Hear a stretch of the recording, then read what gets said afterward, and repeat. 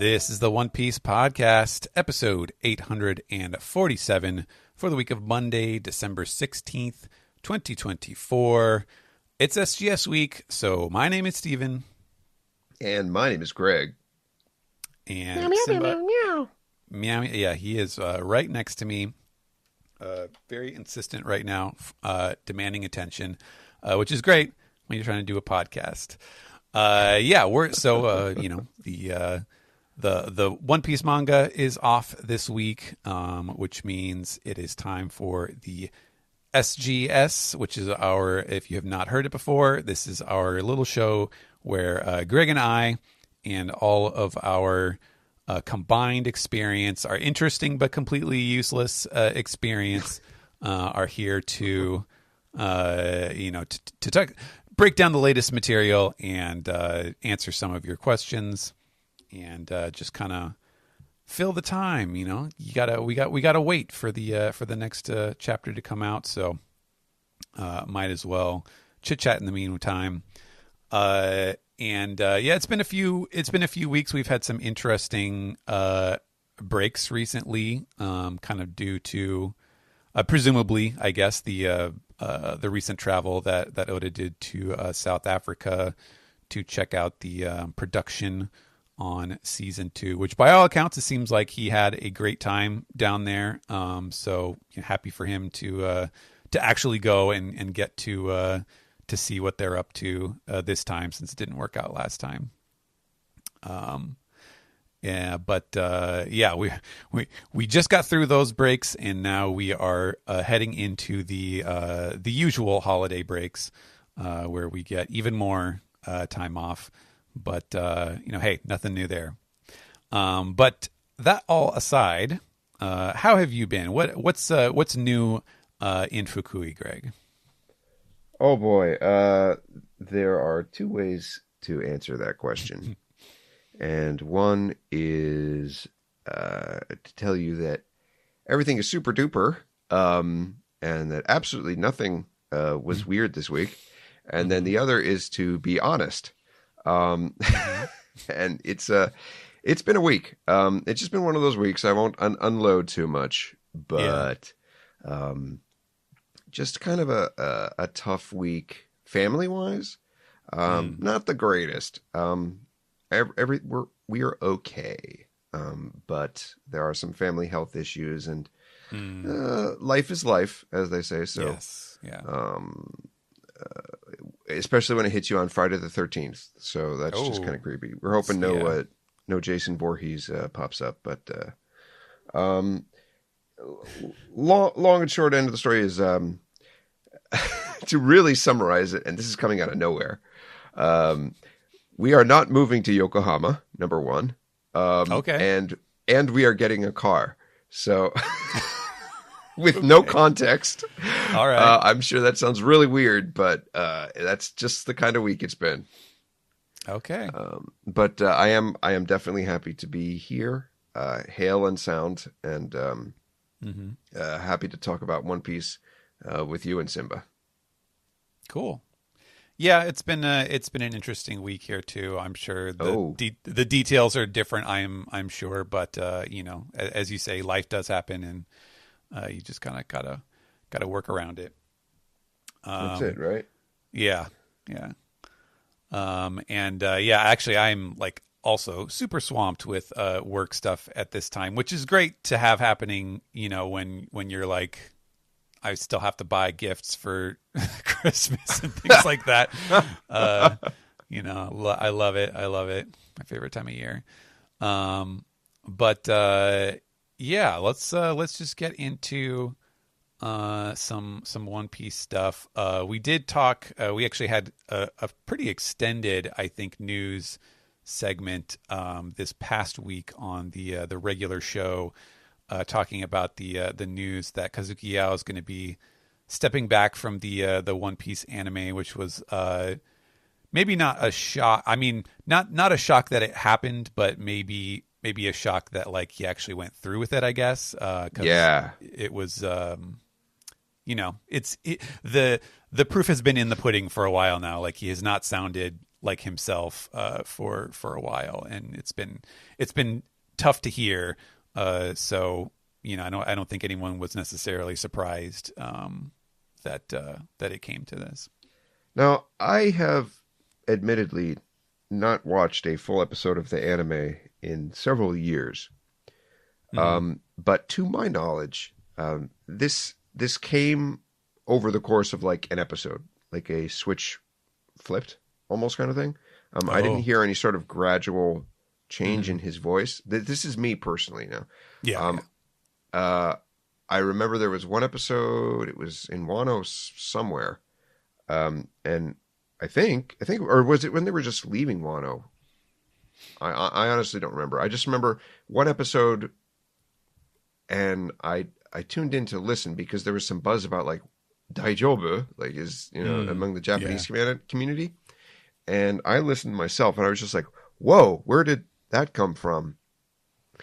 And because it was so dramatic, I do not think that it has anything to do with age.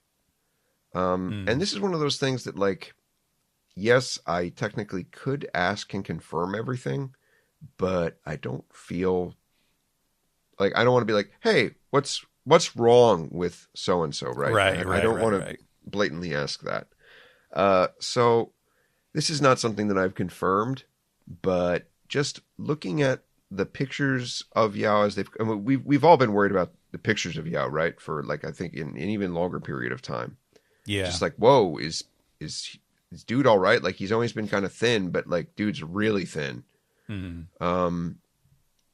And my take on it is that he may have had some sort of oral cancer, and whatever form it was, they had to do some surgery to remove something. And in doing so, it left him with some level of speech impediment. Right.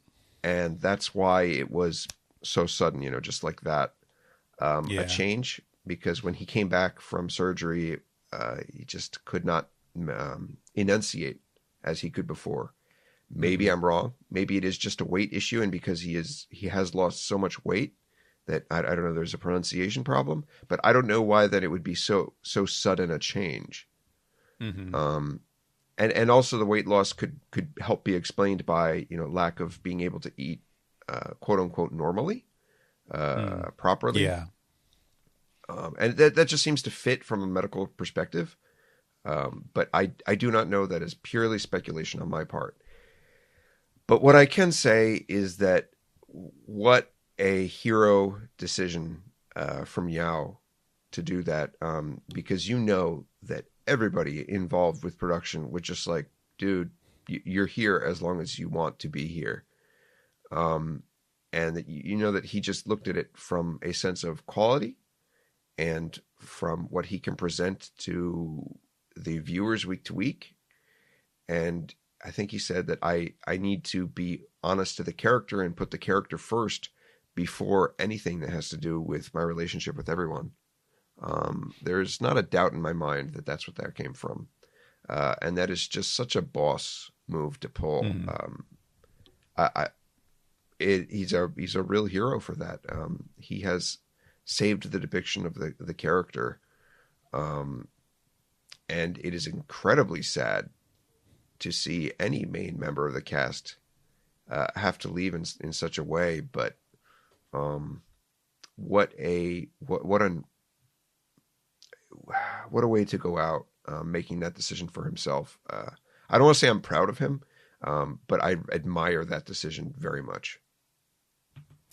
Yeah, it's very clear even from the outside. If you ever look into just sort of like the behind the scenes stuff with the casts, you can tell how close knit they all are, and all of the stories of things that I know you have seen, like at the the parties and stuff that they have with Oda and so on. And so I'm sure that made that especially difficult for him to make that decision.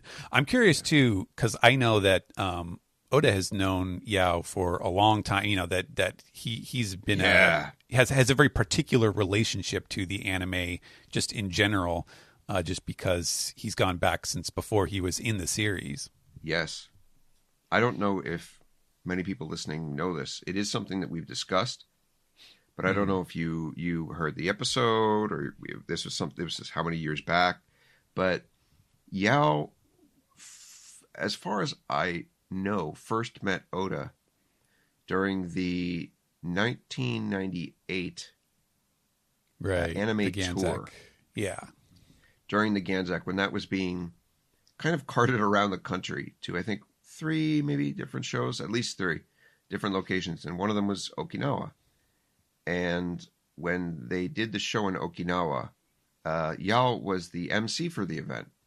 And as far as I know, that's the first time they met. So we're talking even before the anime was the anime. And One Piece was only in its second year of publication. So I don't know. We're talking what, like maybe De Baratier or something. Yeah, maybe just De Baratier. Yeah. So yeah, he was the MC for the event. They met and they went to a number of colorful bars, colorfully themed bars. Yes, and they met some very colorful individuals there, and those sort of helped form the basis for characters like Mr. Two, right? For Oda, and it turned out that these characters were actually friends and acquaintances of Yao's. I say characters as in not manga characters, but as in interesting individuals whom he met were friends of Yao, and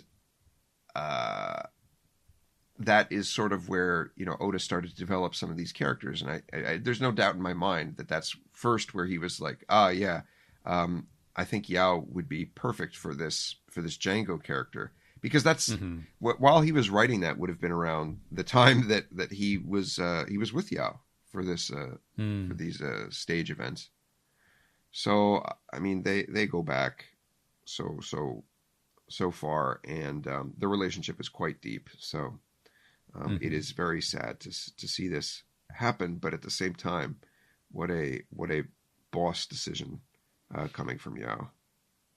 Yeah, and I'm sure at least health willing that he's going to be available for whatever I don't know if it's press stuff or just like just hanging out behind the scenes, doing the takoyaki parties and stuff like that. I'm sure Oda will still be able to see him and to absolutely keep up their friendship. So at least that it's not something at this point that we have to worry about for the sake of the people involved. Yep. But it will be a change for the anime for sure. And I guess we're going to find out. The timing is interesting. That I was saying this last week that they made this announcement, obviously knowing that they were going to have Jump Festa and they were going to be able to do the as they call it, the graduation ceremony for him to give him his send off before the fans. And I'm sure that played a part in the timing of the announcement, plus the fact that they are actually kind of on not a hiatus, but they are on a production break to I guess to build up more material for the spring. So that all kind of worked out nicely, that it's not in the middle of new episodes coming out and then it gets awkward with the timing of when you hear a new character or a new voice actor. But I would be visibly shocked if it's not Takagi Wataru. We right. I think we were talking about that. Yeah. Like, seriously, are you seriously going to go with anybody but him? I mean, fellow even as we know filled in for some of the characters that Yao did. I don't know if he's done Frankie per se, right? I don't think he's done Frankie proper. I don't think so. But interestingly enough, hearing Frankie for the first time was a big shock in the anime to me personally. I did not, when we see many characters, we form voices in our head, right? In the manga, when we read it for the first Right, time. right, And right. that was not the voice that I envisioned for him at all. But it was much closer to something from Takagi, kind of because of his, like chimpira kind of like attitude. And Yao carried him his own way. But back in, I don't know, 2004, yeah, probably 4, when I first started reading about, Frankie and learning about his character, Mm-hmm. Takagi's voice is what came to mind right away. Oh, interesting.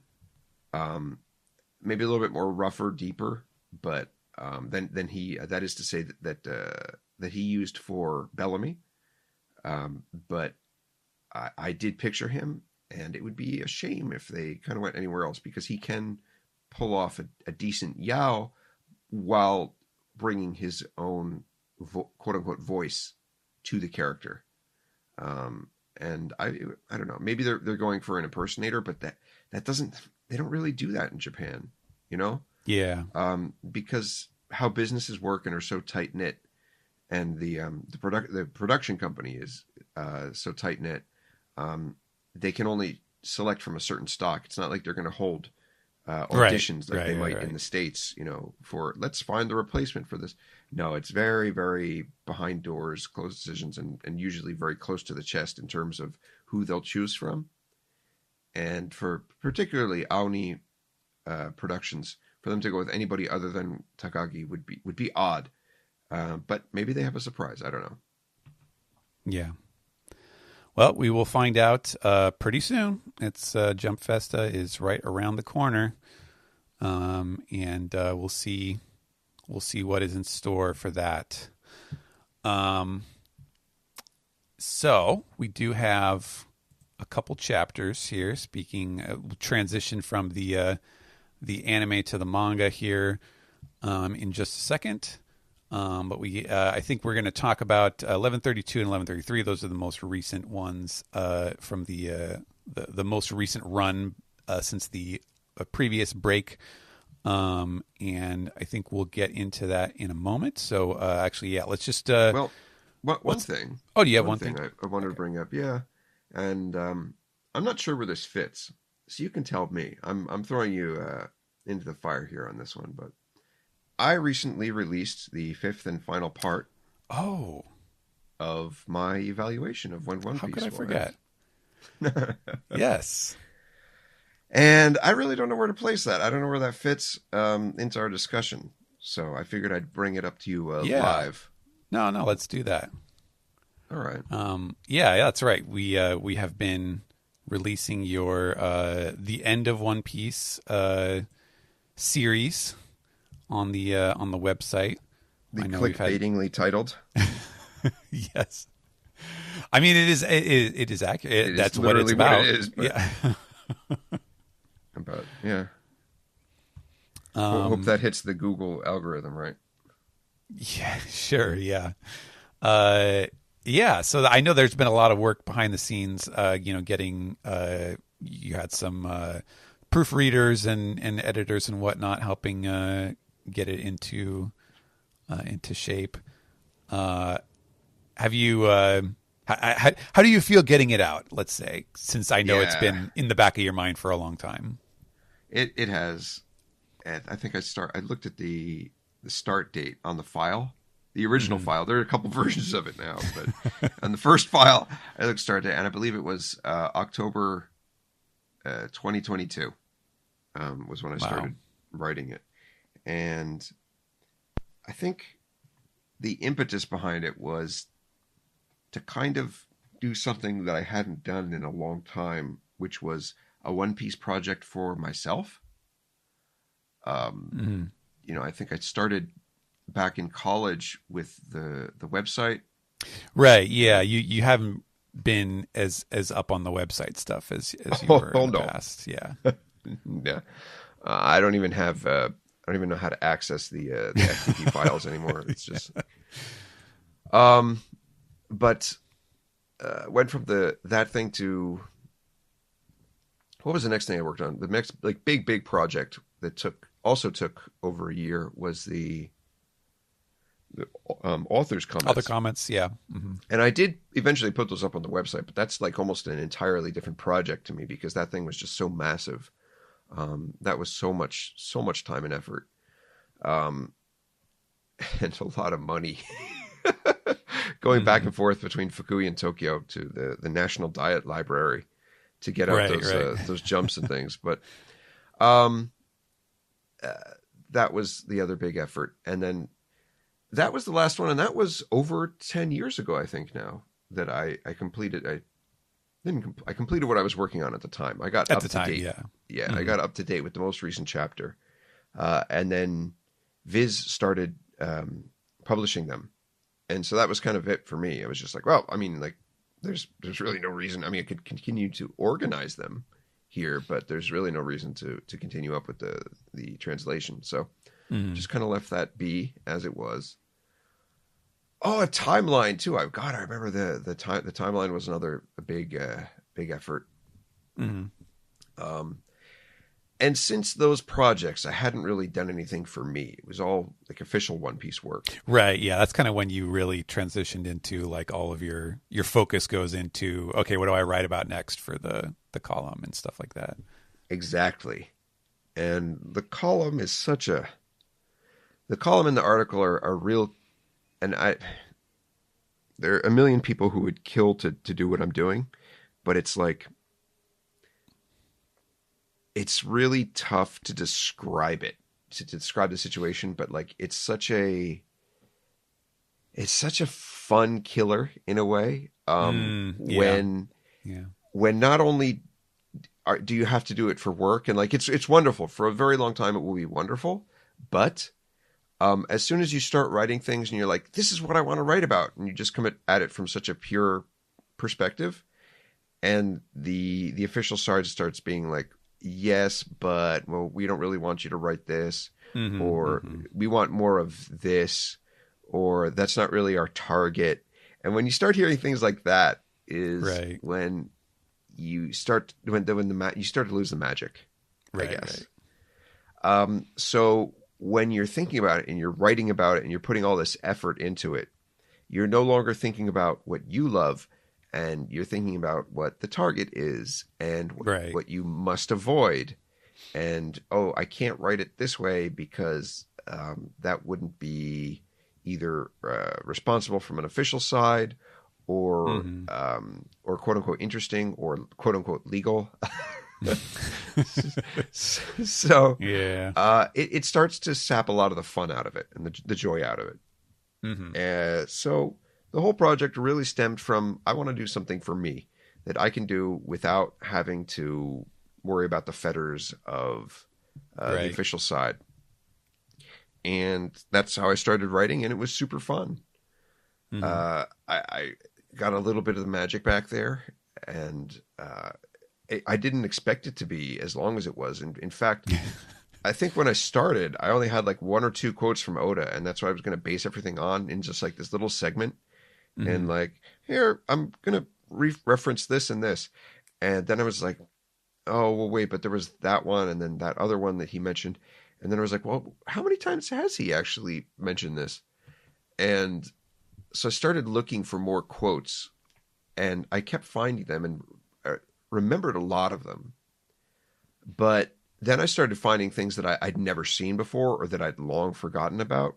And it's funny because I'm such an idiot when it comes to organization, or maybe I'm an optimist, but like I used to have this count at the bottom of like which number I was referencing, and it would be like referencing number 1, referencing number 2, referencing quote number 3. And I kept having to change it for every quote I found because I kept plugging in new ones. I had to go back and change the entire chain every time. And I think it was around like 15 or something where I was just like, screw this. No, I'm going to find everything there is and just stop with the putting it in and just put it all together in the end. And that's how that came about. So I found some crazy stuff that I didn't even know exist. Like there's the Nakano Sun Plaza quote that he made about Shanks that I didn't even know was a thing. Where he's like, yeah, when Shanks starts showing up more, that's when you can expect One Piece, to be near the end. And that's actually literally a legendary quote, because there is no record of it. Like there's people who say they were there, and people who have written it, and many of what people have written down is similar, but no two are exactly the same. Oh boy. No account is exactly the same. So it's like he probably said something similar to this, but nobody knows exactly what it was. And as far as I know, there's no reputable news source that actually has the quote. So I mean, it was just stuff like that, which would almost have been like lost to bits of history, unless you were looking back on like 2channel on these crazy old threads, or in a Yahoo Chiebukuro from like 20 years ago. Yeah. It's just I was amazed by it. I wasn't able to find. This sounds like I'm going back to Bible school and hearing about the Gospels. Mark says this and John says that, and oh man, yeah. Well, that's fun stuff. That's why they call him Goda, right? Right. Yeah. Exactly. the Book of Goda. Goda. I should have called it that. Oh boy. So that was kind of the thesis, or the inspiration behind putting the whole project together. It took these 2 years, and that's why it took so long, because I found all the damn quotes. And then after I found all the quotes, I don't know, maybe I got a little Zach in me. I was like, well, now I have to make an Excel sheet. Yeah. And I started making graphs and things, and this, I've already talked about this aspect previously on the SGS, and not too long ago either. So I'll keep it tight. But the other part of it that took so long was constantly going back and forth between, do I want this to be an article or do I want this to be a video format?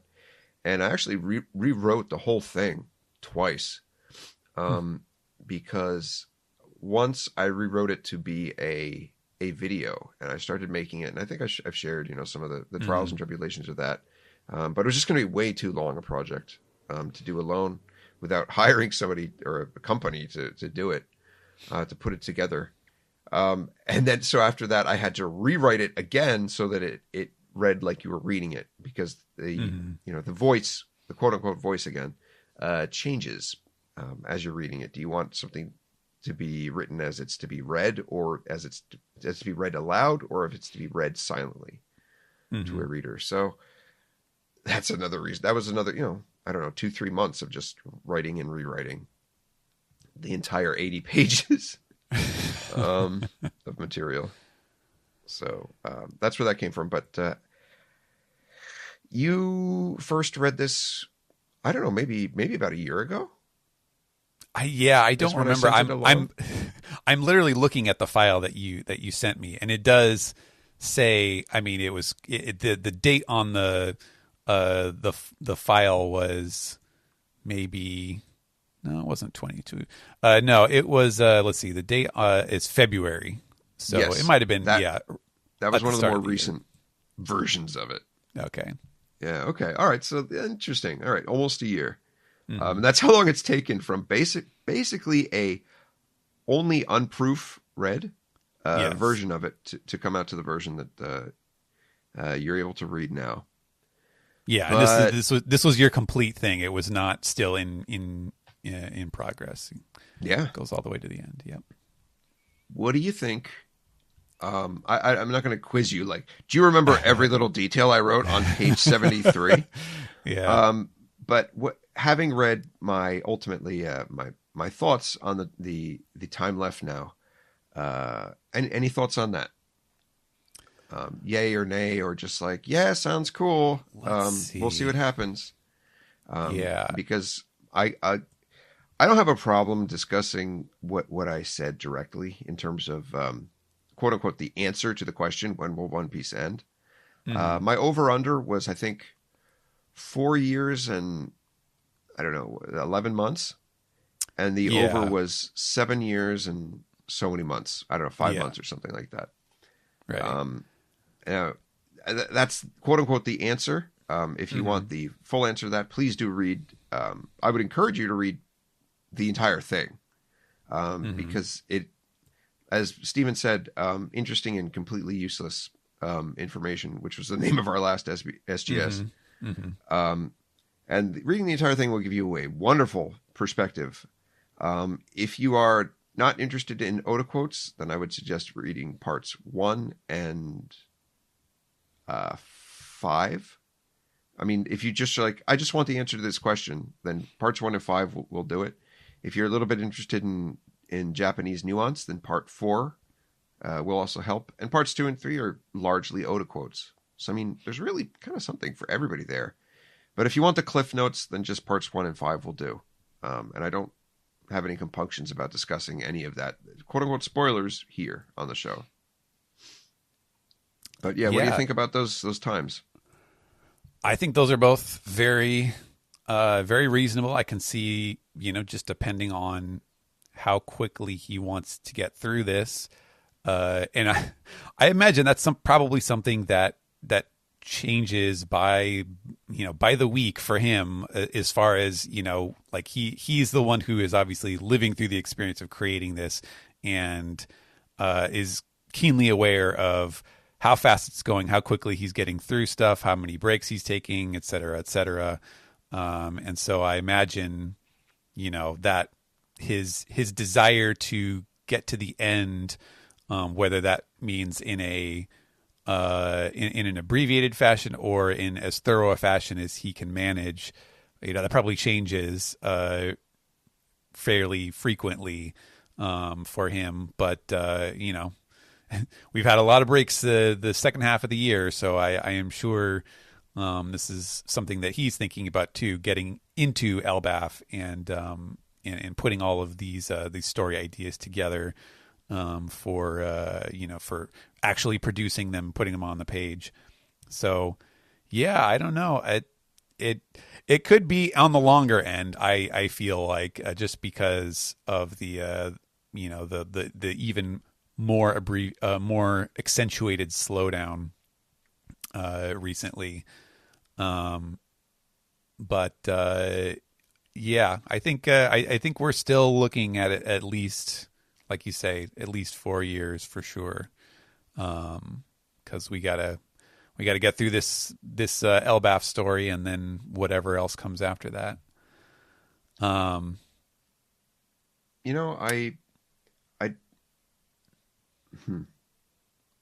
What's up? Sorry. I got thinking about, you mentioned Elbaf there, and I just got completely off track, and I was going to mention something about the timing. Darn it. Lost my train of thought entirely on one Elbaf thing. Yeah, it'll come back, I'm sure. Okay. This is classic Greg, right? Yeah, sure. Yeah. That's what it was. I got it. Yay! I'm so weird. The recent break, and I don't have any inside info. This is entirely speculation. Well, that's not entirely true. I have maybe a frame of reference. There you go. But something interesting happened where I was consulted for how to spell some characters' names in English. Mm-hmm. As happens, this is something that I do in the series from time to time. And usually when I get these messages about like, hey, how do you spell this character's name in English? It appears in the very next chapter. Mm. So I got one of these questions when I normally do. I think it's like usually the end of the week or so, around the tail end of the week, when I get these inquiries. Mm. And I got back to them, and they said, okay, thank you. And then I read the next chapter, and the names weren't in the chapter. And I was like, that's literally never happened before in years of me having done this. Mm-hmm. And I was just like, no way. Did he actually change the contents? And then the next chapter is when they showed up. Mm. And this was right around the time of the longer break. Mm-hmm. So my 2 cents on the recent break is Oda when he went to South Africa. That was actually a little bit ago. That was not recent. I think that the reason for this break, if not health related in any way, and as far as, I mean, I've been in contact with Oda and he's absolutely fine. But I think that it may have been to give Oda a buffer for the manga, for writing, for story tabling. I don't know what, for story laying out. Storyboarding, that's the word I'm looking for, not table. Okay. For storyboarding, the end of the series, and to give him and the entire production side a little bit of a breather. It's not unlike what the anime has at this point. Because that never happened that way. Because doing the lettering for the chapter is one of the very last things that they do. Right. And this would mean that it was actually done 2 weeks in advance. And if you subscribe to a lot of what's in the SBS, then you're like, well, but Greg, he already has, X weeks in stock. No, things are done. That was a long time ago. That was a long time ago, and things are done very down to the wire. Very down to the wire. So I think what they might have done here is they actually were like, hey, Oda, since we're, coming up on the end, we want you to have enough time to think about things reasonably. And if you ever come up against a stumbling block, we want you to have in addition to whatever time you need, we want you to have a full week buffer. So I think what they actually did was they gave him a buffer here, to have an extra chapter out. So he's working on penning the latest chapters sometime in advance, which has not happened in quite a while. That's my 2 cents on that. Could be. Yeah, I can certainly say that, based on the variation in like the time that I get the chapters, that, I could tell you, I could have told you that SBS comment from back in, I mean, what was that? Were they still in East Blue when he was when he put that in the SBS? I do not remember, but it was probably like pre-Alabasta or something like that. So it was in the first few years of the series, and that situation has clearly changed, because if they had multiple weeks of buffer, if they had those chapters in the can, so to speak, like I would not be seeing them coming in at all times of day and all different days of the week. That's something that only happens because it's just like they're rushing it out the door, like get it done as close as you can to the deadline, and stuff like that. So that's clearly not the case anymore. Although, as you say, like maybe they're trying to get back to something similar to that, so that he has a bit of leeway for changing his mind, or just doing whatever needs to be done. Yep. It's a nice thing to have, I'm sure, as a serialized author. I think a lot of people try to paint Shueisha in terms of how it handles its authors in a poor light. And as far as I mean, I don't know how things were in the 80s. I mean, when Toriyama was complaining about Torishima, is that what Torishima? Yeah, Mashirito. Yeah, yeah. Like that dude sounded like he must have been tough, but I think also like Toriyama himself was a tough dude to wrangle. So I think they worked. They made each other's lives miserable, but I think they worked well together that way. Obviously, they were successful together. Right. So I think they made a good match. But I think a lot of what the West kind of sees is just that animosity between the two. And there is a level of friendship and maybe even like brotherly love that goes on between a lot of these editors and authors. And it's a lot of it is there's tension, there's stress, there's real emotions going on, but there's also they realize that they're in it together, and both of them are in it to win it. So Shueisha is not this evil entity when it comes to handling authors.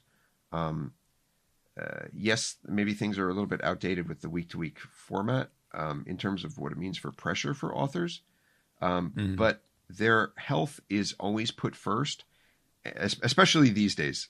Especially these days. I mean, anything since from maybe the late '90s on, Japan has become more and more health oriented and concerned about the health of its workers. And Shueisha is not dumb. They realize that the people working for them to produce these these products, which are now on par with exports like steel and electronics, right.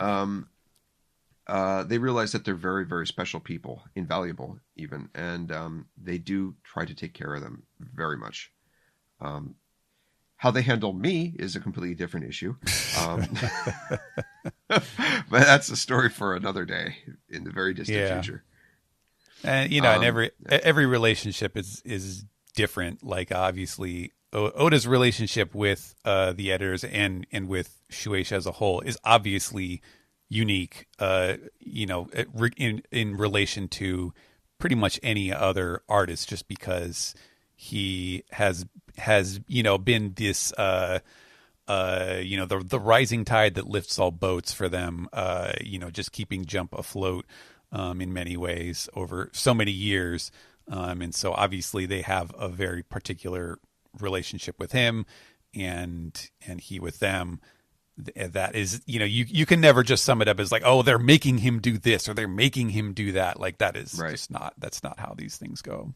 No, definitely not. Yeah.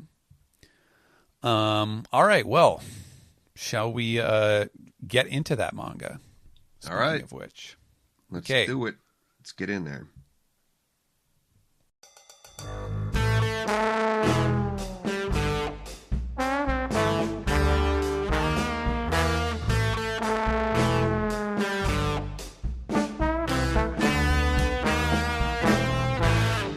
This is the manga recap. We will be talking about chapters 1132, Adventure in Elbaf, and 1133, Homete Hoshi, the latest Robin chapter. So, let's see. I did not have a synopsis written up, which I usually try to get done, but as I said, I've been very crammed with work lately. So the Straw Hat's go on an adventure, antics ensue. Yes, indeed.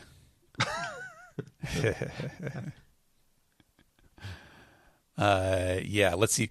Actually, okay, first question for you, since I'm looking right here at this, we get the name for this this giant boy, Koron.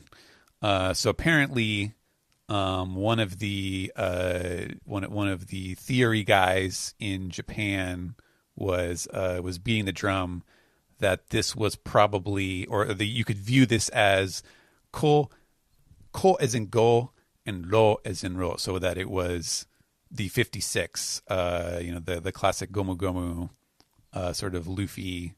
That this is the Giant's version of Luffy. He's the little kid who looks up to Shanks at the bar, basically. Does that strike you as probable? Not whatsoever. I was not expecting that answer. Okay. Not even in the least. No, because it's a thing. I mean, maybe it's a kind of Norwegian term that I am unfamiliar with, or maybe it's the name of some wrestler that I'm not familiar with as well, and that is totally possible, right? Mm-hmm. But like koron it's a kind of food. It's a sweet. This is hilarious, but I just had it yesterday at a cafe. They're like little round, they're not donuts, but they're like almost like round costella cakes. Oh, yeah. I see. When you said that, I was thinking of like a cornet, or something like that. You know, like the little sort of spiral pastries. Yeah. But There's also those as well. yeah, yeah. Like But the this is a quarter different thing you're talking about. Yeah, yeah. And there's even, and this is famous among foreigners in Japan. There's a treat over here in, like, you can get it in convenience stores or whatever, and it's in, like, it's sold in boxes, kind of like a Nabisco kind of thing. Mm-hmm. You might have seen this as well when you were over here, and it's spelled COLLON, which we just see and would be like, oh, colon, delicious. It's also round shape. It's also tube shaped. So like, oh God, yeah. And I mean, that's what I immediately went to. But my go-to for, unless he's trying to sound Norwegian, usually my go-to for wrestlers is, or my go-to for giants is wrestlers. Wrestlers, right? Yeah. So yeah, actually, I don't think so. I don't think it's Goro. I don't think. I gave him the spelling COLLUN specifically because I was like, I can't put like the two, like the OLO in here, because then it is just going to read like colon. Yes, the body part, which I specifically wanted to avoid. So yeah, it is hilarious. Isn't no translating matter how great. Many times I see it, even 20 years in, I still see it, and I'll be like, "That's hilarious." It looks like a colon as well. So, yeah, good choice. Okay, cool. I do not subscribe. Unsubscribe. All right. To Japanese YouTuber. But the fact that he is sitting in for Luffy, absolutely. He's my question is I probably would have written about this if I was writing about this chapter. Would be, which side is he going to go to? Because he seems to be enamored with Shanks, right? Right. Yes. So, like, is Luffy going to win him over? Interesting. Because I do, I've got this thing about, in X years, all the kids who grow up in the One Piece world, they're going to be the star of whatever comes next. Yeah, the next generation. Yeah. And this fellow is absolutely par for course, filling that role. So who's his hero going to be? Shanks or Luffy?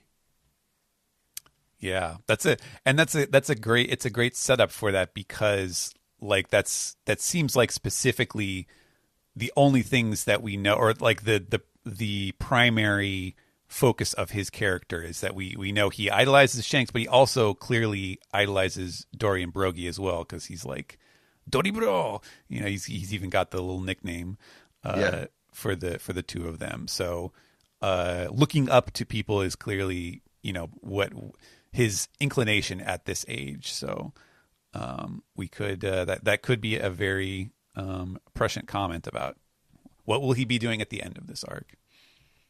I like it. I love this going up the rainbow. How much does that feel like classic One Piece? Like, yeah, it's absolutely. Not super scribbly. The lines feel tight. It's a very simple scene, but what you're seeing is fantastic. Yes. And that helps bring it to life.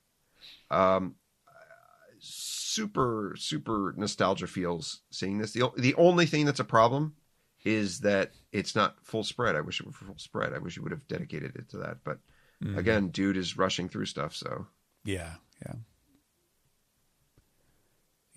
Are you used to seeing this Robin yet? I absolutely cannot get used to it. Yeah, there's a little bit of an acclimation period. I don't mean that in a bad way either. It's just like I feel like I'm reading an old chapter of One Piece.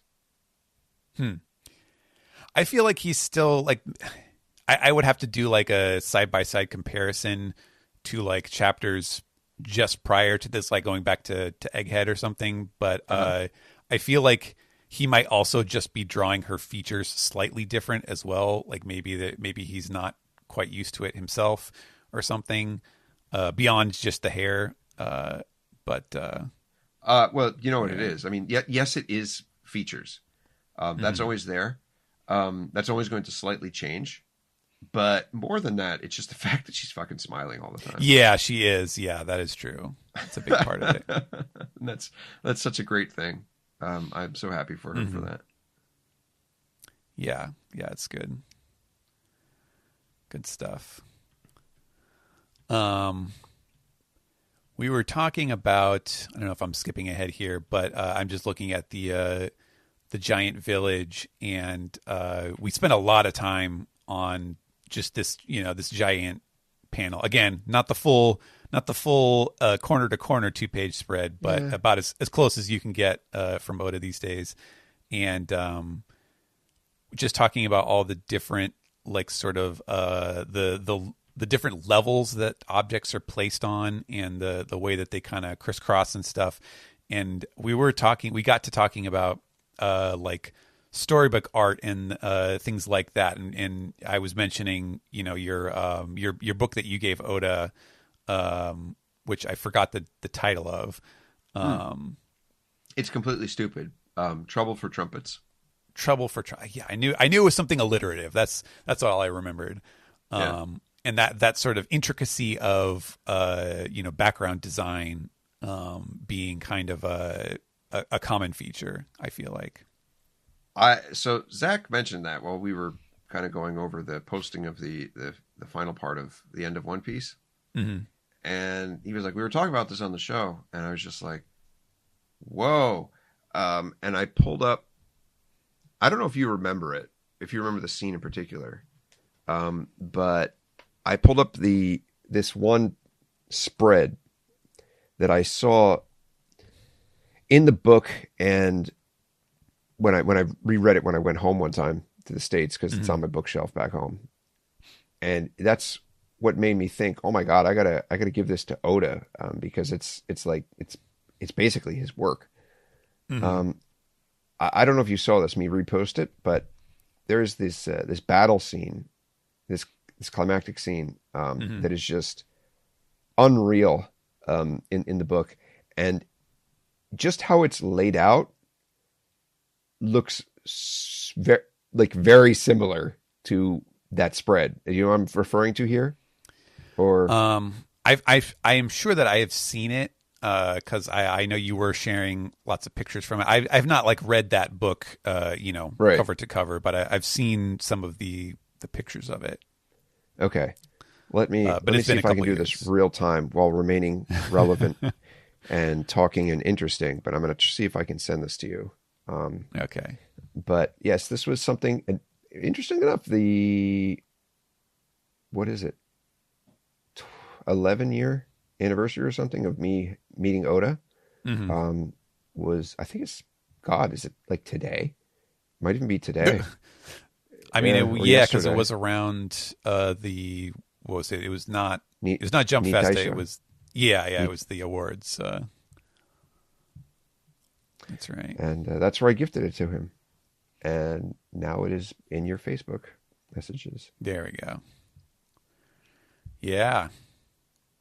Got a big rainbow in that one. Can't help but notice. Rainbow, bridge. The location of the tree home is somewhat juxtaposed with the castle. In terms of layout. I mean, it's opposite side, but the elements, background to foreground elements are there, and that kind of sense of movement. I'm not going to say he traced it. No, it's not that close. But it is similar in layout. So yeah. Trouble for Trumpets. Cool. If you have not read that book, absolutely read it. It is basically One Piece in storybook form. Not for the themes of Nakama and all that stuff, just in how the level of playfulness from the author that comes onto the page with hidden messages and hidden characters and sorts of playfulness that's going on. It's really interesting. But it's a rare book. It's actually tough to track down. I got a weird question. And maybe kind of difficult. And the only reason I'm asking it is because I've been way too lazy to go back and check this myself. Okay. Was Lilith present for the recording of Vegapunk's message? Was she present? Not that Like, I recall. I only remember seeing Shaka with Vegapunk, but that's just my memory. I'm pretty sure, was it Pythagoras? Or was it Pythagoras? I'm Was he engineering Shaka it? was there. I think at least two of them were there. The big one and the little one were there, I think, as well. I think they were like flitting around in the background. Okay. But I do not remember if Lilith was there or not. And I'm trying to think if the reason for that is because I think he even mentioned it one time, like, I didn't trust Lilith yet or something. Like, because I think he wasn't sure who was kind of working against him. Yeah. And I think he even apologized at one point. And he's like, yeah, or was it during the message that that was in the flashback going up to that, where he was like, oh my God, there's a traitor. Was it Lilith?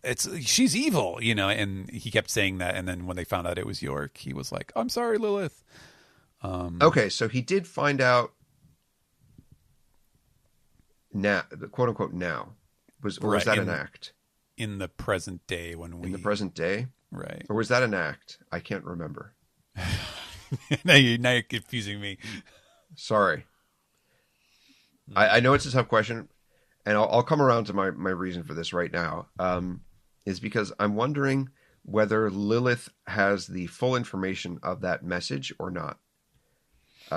Because if she does, then at any time she could have related the D information from his broadcast to I guess she was with at the time Frankie and Robin and Jinbei on board. Okay. If she was not present for the recording and the coffee making, yes, then although she might be able to access records and whatnot. All of that aside, maybe Vegapunk hid it, blah, blah, blah. Then it's very possible that she doesn't have that information. She would not be able to share it. So my thought was maybe the three of them, Jinbei, Frankie, and Robin, are privy to and maybe Bonnie too. I don't know if she even cares, but are privy to that information because it's the others obviously do. I mean, like you said, like you remember Shaka for sure, right? I'm pretty sure the little dude and the big dude were there as well for that recording. So they definitely know, and we know their data's fine, but they have a physical separation from everyone. Whereas Lilith is right with them. So if that was critical information, she could technically share that unless she doesn't know. And I don't. I know that's out of the blue, but I just saw her here, smiling in the chapter, and that reminded me of that question. So I was wondering if you were keen to any of that, and if our listeners, anybody listening is, please let me know. I'd love to hear.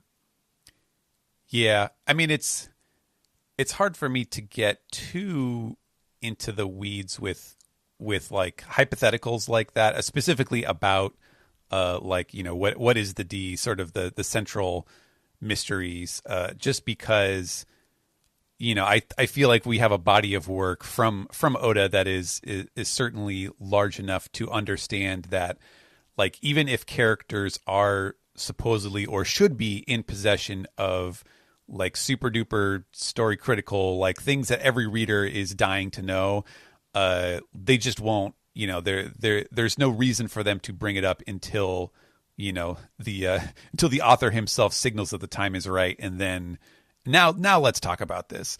And so I don't know. It's possible. But I also would not expect any of them to mention it until the story itself, gets until some other third party, brings it up, and then they have a reason to talk about it or something. I completely agree. Yeah. Completely agree. I'm just curious if it's possible, like if it's theoretically possible for them to have that info. But I think so. I mean, I think yes, based on the facts that we have half remembered, I think we've made the case for the possibility. All right. Yeah. How about you want to know something great about this But is that for maybe close to, I don't know, 2 weeks now, however long it's been since I first read 1132, hmm I've been trying to figure out what the hell this thing in the second to last panel is in the middle.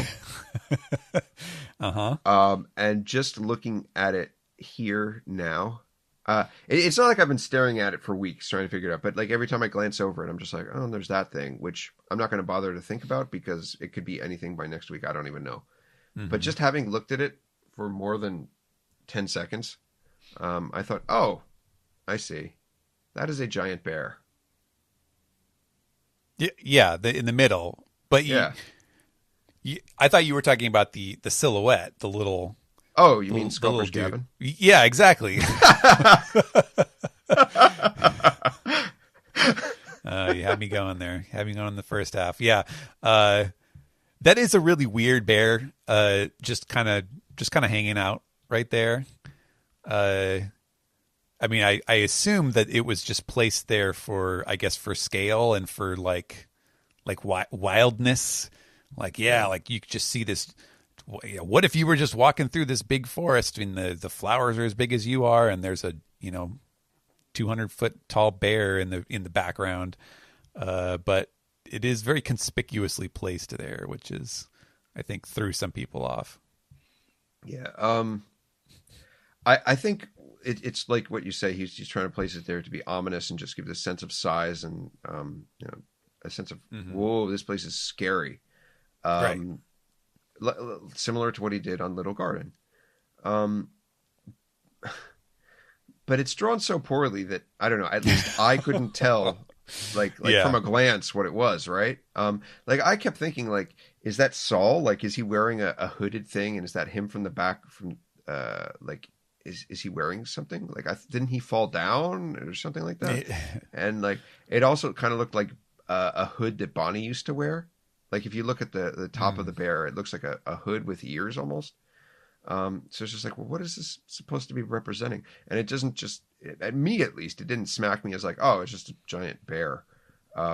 It's too weird and shadowy. Oda in his freaking shadows, he's got to lay it off a little bit. But yeah, the dude in the front, or the person in the front, whoever it is, whatever. The hair is certainly similar to what would be a very, very long-haired Scalper's Gavin, apparently from what we've seen from the little we've seen from him.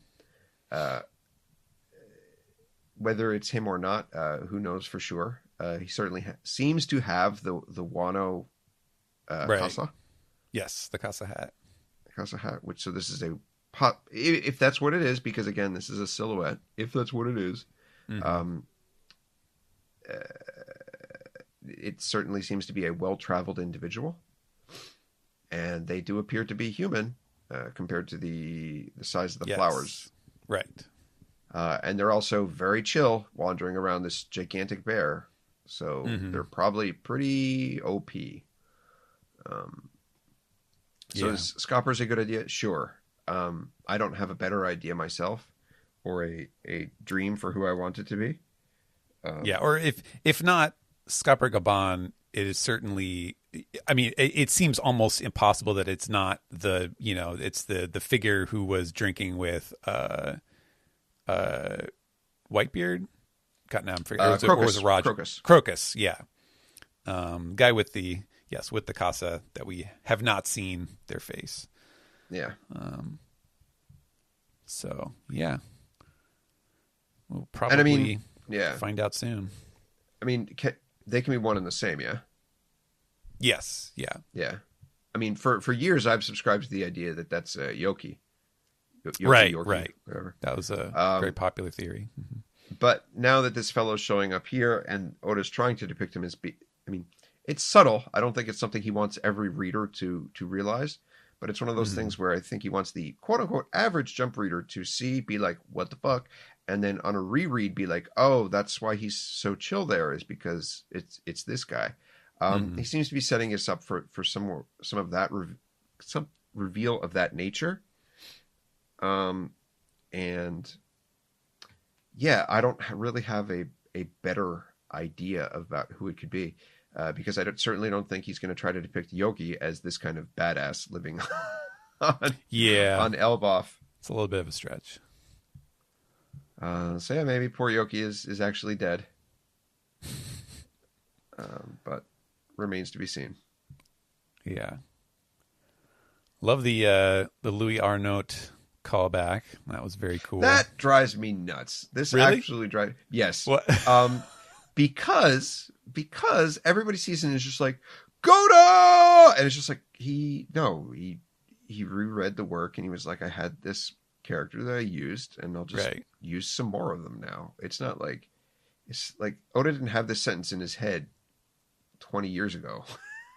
It's like people are handling it like that. I like what it is. I don't like how the fandom takes a lot of this stuff and blows it out of proportion. Okay. It's definitely cool to see, but on a level of like, oh, so he decided to revisit that. That's really nice. It ties a nice bow on it instead of, oh my God, guys, Oda just referenced this thing from 20 years ago and he's such a genius. Like I could have, guys, come on, please. Yeah, I mean it's not a 10th dimension like callback. It's it started in Little Garden, the arc with the giants, and now he's bringing it back again for the arc with the giants. So it's a pretty direct line, from one to the other. Yeah, but I enjoyed for that aspect. Yes, that's our chap. And then on to Homete Hoshi. Did you cry?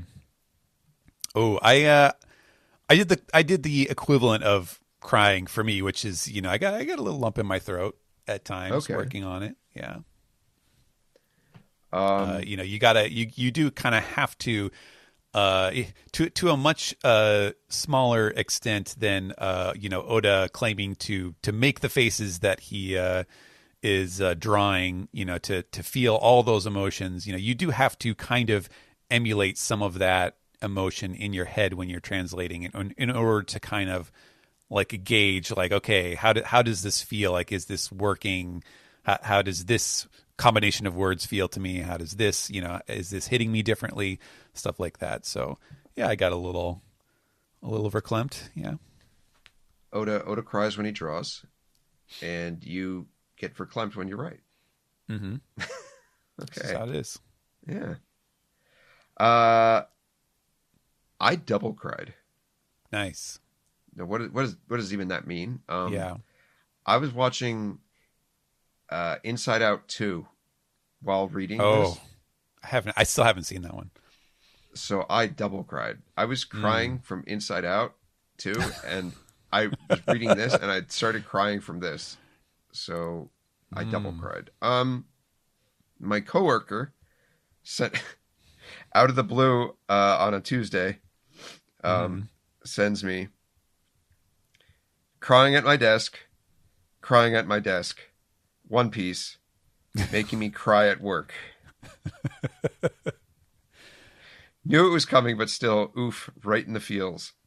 It's the fact that she asks him to praise her for living, and then when they lost it, I lost it. Yeah. Yes. This is where this is what Oda deserves praise for. Not for referencing a little sign. And there's referencing here too. A lot of people were like, oh my God, he shows up just like he did 20 years ago. The genius, he planned. No, that's not what it is. This is one of those X things. It's like, this is what felt right. This is how he wanted to depict it in the moment. And it probably was a very down to the wire decision in doing this. It's not in what he chose. It's how he chose to portray it. That is the genius. That is what's brilliant, because everything fits in character, and how he gets to that moment, even within the chapter itself. Doing this review of Robin, which I'm so proud of him for doing it this way and revisiting a lot of the characters that he did, like the old woman with the scary look in her eye. Right. I'm really happy that he spent enough time doing it like this instead of what honestly feels cheap, and how he's been doing it recently with like the little bubble with the Mame Chishiki, One Piece Mame Chishiki, like the little refreshers, the refreshers and things. The only thing that comes to mind immediately is like what he did with Buggy and Impel Down, which is like, here's how Buggy's powers work, and you get a little panel. That is completely absent here, and he gives the review for Robin the space that it deserves, and not only that it deserves as a refresher for the reader, but it is exactly what would be going through Robin's head at that moment in time. Yes. That is what's impressive. Golly. What a good job. And what a gut punch. Leading into the chapter and the emotion building up to, are we going to get the payoff? Is it actually going to happen? Is she actually going to meet him? And yes. And then the payoff is it being, it is a mirror of how they first met. And then that homete hoshi is just like everything that you know, as everything that we learned, we are refreshed about from earlier in the chapter, hits so incredibly hard. It hit so hard that it's funny. I was talking about that Yoku earlier. Is I thought that Brooke was going to have a moment like this with Yorkie, and this is almost the nail in the coffin for that kind of reunion. Yeah, because he can't do that twice. Right. He could, but it wouldn't land the same way. Yeah. He seems lined up to have a reunion with Laboon that will be emotional, but because they're different species, they don't communicate exactly the same way. That's what can be special and unique about that. Yes. In how they communicate. But doing this, please praise me for living kind of thing, I don't think he can do it with Brooke now. In the same way. So yeah. I think it would have to be an ikitete yogata from Brooke. I don't think it can be so glad to still be alive. Yeah. Yeah. I'm so glad I lived, kind of, a sign there, but yeah. I mean, I know I jumped straight into the elephant in the room there with that discussion. It ignores a lot of what else happens in the chapter, but it certainly is what's important there. So yes, yeah. I mean, it is the thing that happens in this chapter. Unless we learn that crucifixion is a thing among the giants. And, yeah, I don't know. Yeah, we gotta start debating. How, like, what period of late Dark Ages, early medieval history is this pagan Norse giants, or is this after the introduction of Christianity? Yeah, that's fine. I love the just sticking him right in the foreground of that one scene, just so you can't miss him at all. He's just like covering half the picture. It's absurd. Yeah. He really had to dig his feet into the ground in that one, and him being a weirdo, right? Because there was no other way to vilify the character, because he's not a villain, but you had to make him quote unquote evil. Right. You had to be sketchy. Is what's his name? Goldberg? I have not looked elsewhere. Is his shield alive? Oh my God. We spent a lot of time talking about that because, and I forgot about this, that like if you look at his when he was introduced in the cover story, when Oda showed each of the giants one by one. Yeah. He had we were describing it was a full on like Toriyama, like he looks like a Dragon Quest monster where he's got the tongue sticking out and his eyes are open. And then clearly here he, like in this big panel where you can see the shield, he's like smiling in asleep or something, or just beaming or whatever. Did it? Okay. All right, nice. Okay, so that Yeah, it Nice. definitely has a some evidence that it is homey like, let's say. So that must have been mom. She did that for him. Possibly, yeah. That's one of the one of the most direct conclusions you can draw is that it's that the soul fruit. Okay. Interesting. Yeah. Yeah, that Also, would be a fun detail to learn if he brings that up at some point. because you think about the timing, is she didn't have the fruit yet when she was a kid. I mean, you could make the argument because he was what, like born when she was there? Yes, that's right. He and Rode are the same age. And Loki, I think. And Or Loki, yes, you're close completely close right. to the same age, yeah. They're I should say we don't know how often they celebrate births, right? But like, Yeah. assuming they celebrate births once a year in their birth year, then yes, all three of them are the same age. Right. Which makes them, what the fuck are this, like they're like 60 or 50 or something? No. They might be, because Gels Big Mom is like Gerd. That's her Gerd, name. yeah. Gerd is like 75 or something, right? I think she's like in her 70s. And Big Mom is 60 something, 68 or something like that. 68, 63 maybe, for whatever reason that number pops up. Okay. So yeah, Maybe. they're 50 something. They're in their mid late 50s probably. But I'm sorry, 63 for them pops up, because if she's 68, then that would make them like roughly 63, I think. I just had to research this for an article. So like those numbers are kind of rumbling around in my head. But yes, they're around there. They're still young for giants.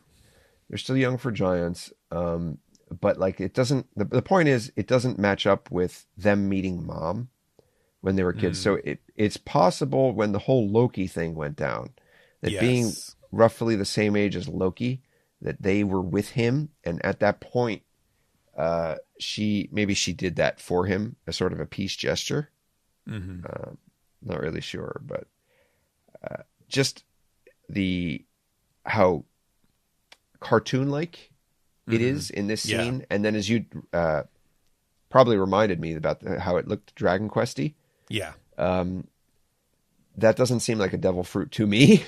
It definitely seems like mom's ability. Not that is to say that the shield quote unquote ate a devil fruit. It doesn't seem like that to me. Yeah, I like it too as just like it's a I don't know if you call it foreshadowing necessarily, but it's a detail that is unexplained, that is in plain sight, that he could give you like a cool, like when he explains it, it's like, oh yeah, like Big Mom's power, like, oh that's cool, I remember those, I remember the homies, they were weird. What a neat thing, that's the kind of fun stuff that Oda's so good at. Well, thank you for confirming that for me. That's very helpful. Yeah. So what are your thoughts on this, on the Elbaf having supporting island clouds, sea clouds, bubbles, which I'm assuming is like Shabondi bubbles, rainbows, and hovering. It is the backwards compatible island. You can play all of your Switch 1 games on this island. Yeah. AKA, fuck it, we're in an end game. They can do anything they want. Yeah. My characters can go anywhere, anytime. I don't need to hold them back anymore. Yeah. Daenerys could fly a dragon up to beyond the north and come back in a single episode. Oh God. I love it. It's perfect. Because fine. It gives him so much freedom. And it's really, really nice that he has that, to not have to think about the constant stopping blocks. If he wants anyone to get anywhere at any time, he can concoct a reason for it. Yes. And he doesn't have to put on stoppers. We have the greatest genius in the world here to confirm it for us, that is how this island works. So we don't need to worry about it.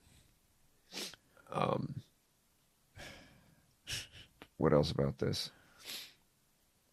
Oh, Bonnie being free to be a little girl. That is right on par with Robin smiling, because it's a sign of security. Yeah. That she did not have, that she did not display. Being comfortable with herself and who she is. I'm sorry, but that even that alone is just such a tearjerker, because it's something that Oda has not addressed and no character has said. Right. Nor does it need to be. It is expressed just as it should be, and that's kind of what, for me at least, what hits me in the feels with One Piece is when he's able to just have a character act a certain way and it tells you everything about what they're feeling. Yeah, it's a really a nice detail, subtle detail, that she doesn't have to adopt her her older persona, let's say, to intimidate people or to scare them off, or to make her seem more grown up or more capable than she actually feels on the inside. Yeah, precisely. It's very sweet. I like the new giant warrior pirates, with the very like Luffy in the cage, Yonko beat up Road in the back. I know we were talking about later on, of course, but like this just depiction of them with him there is perfect.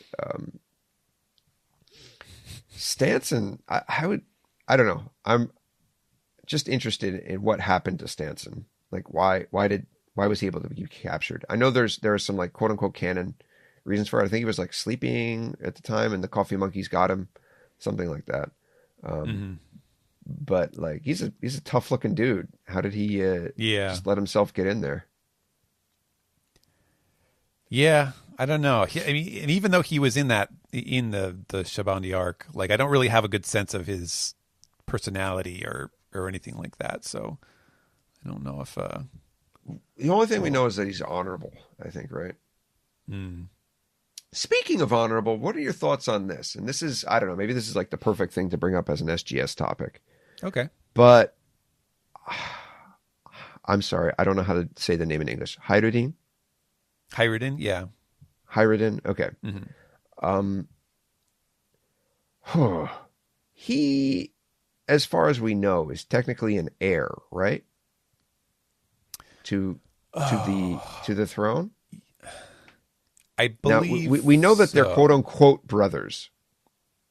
Yeah, we don't know exactly. They might nature. be half brothers or something. They might be half brothers.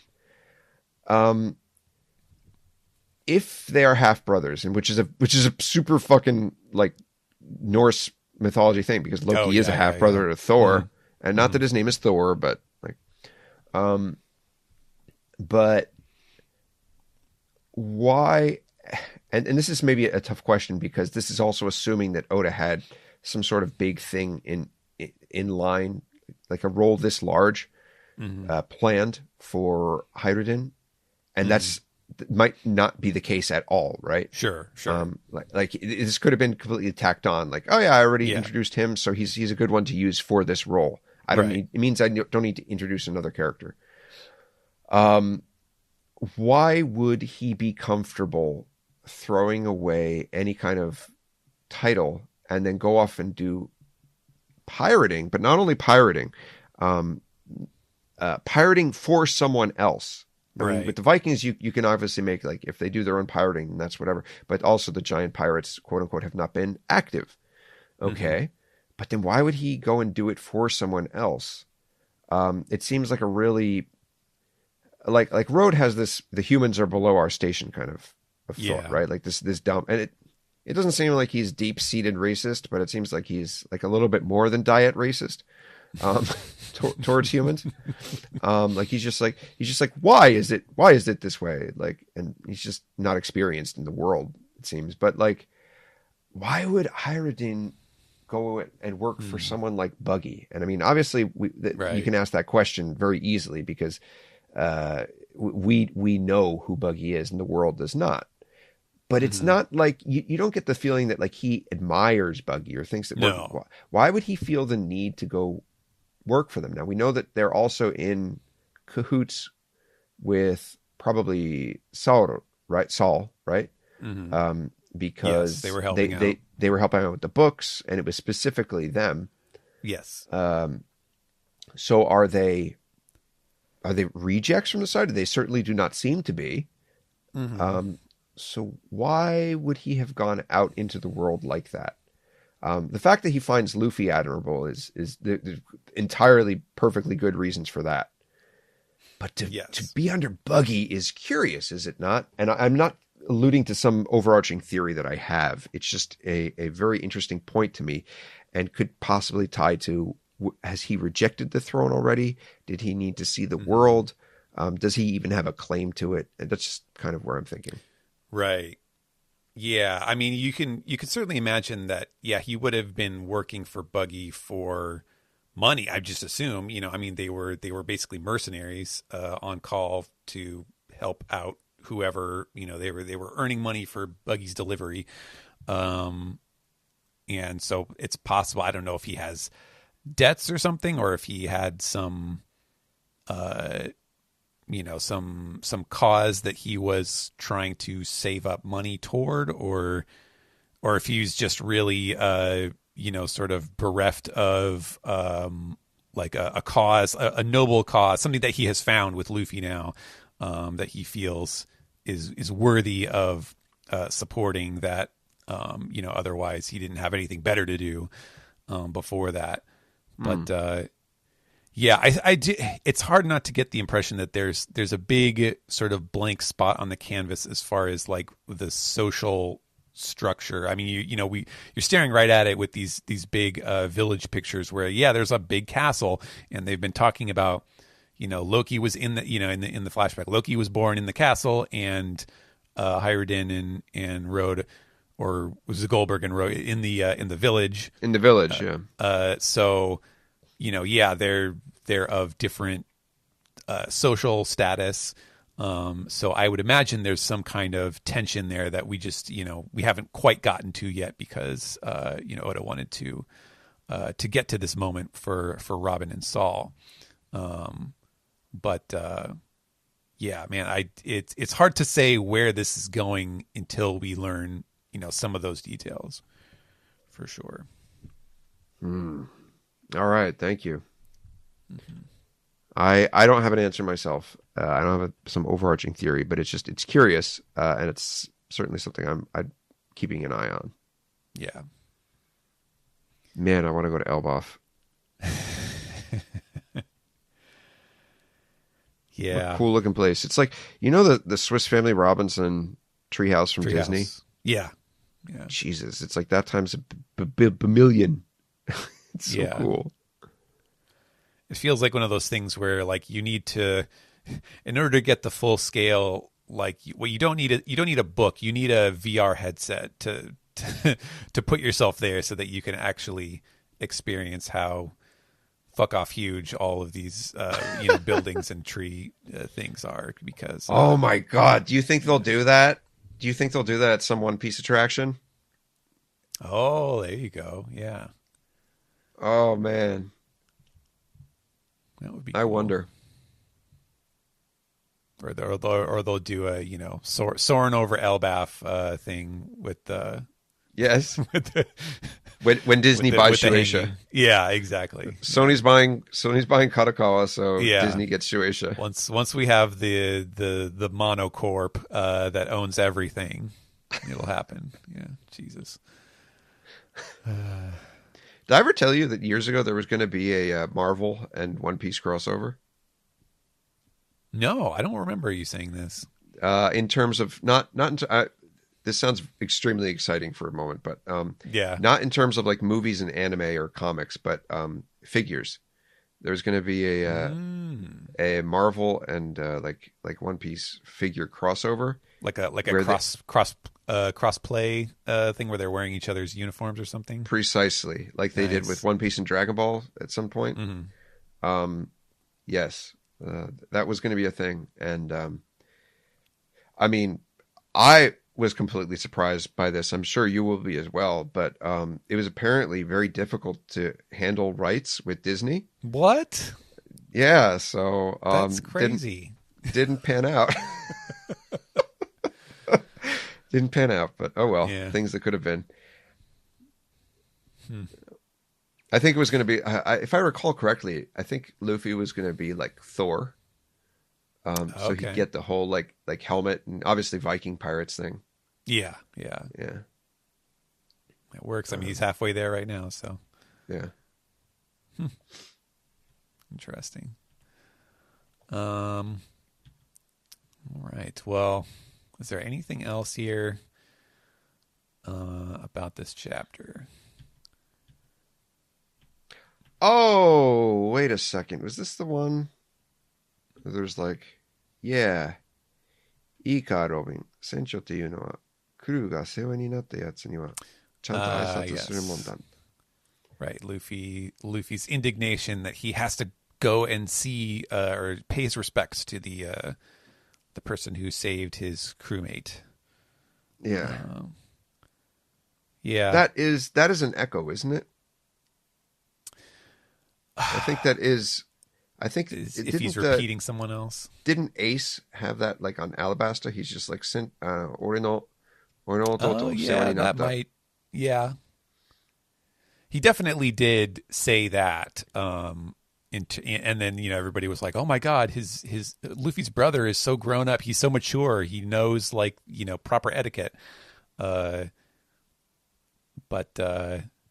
yeah, I think it's the sort of thing that I think Oda he'll have his characters break out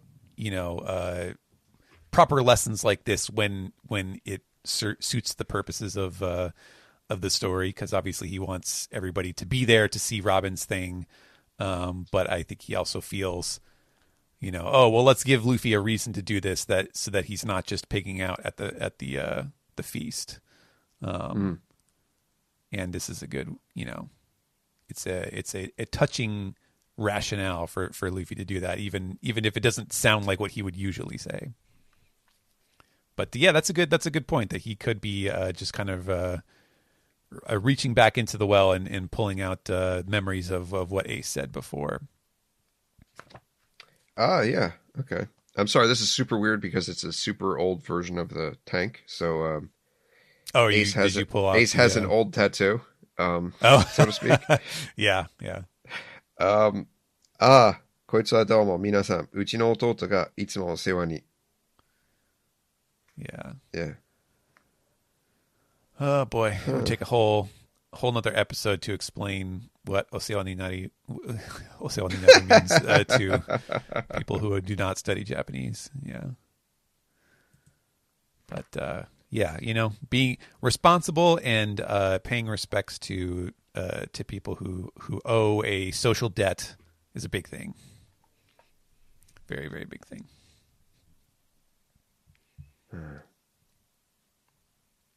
All right, yeah, I don't know. That was my last tidbit, something that hit me because Robin makes that point to be like, where'd you pick that up? Because it seems like something that Luffy learned along the way.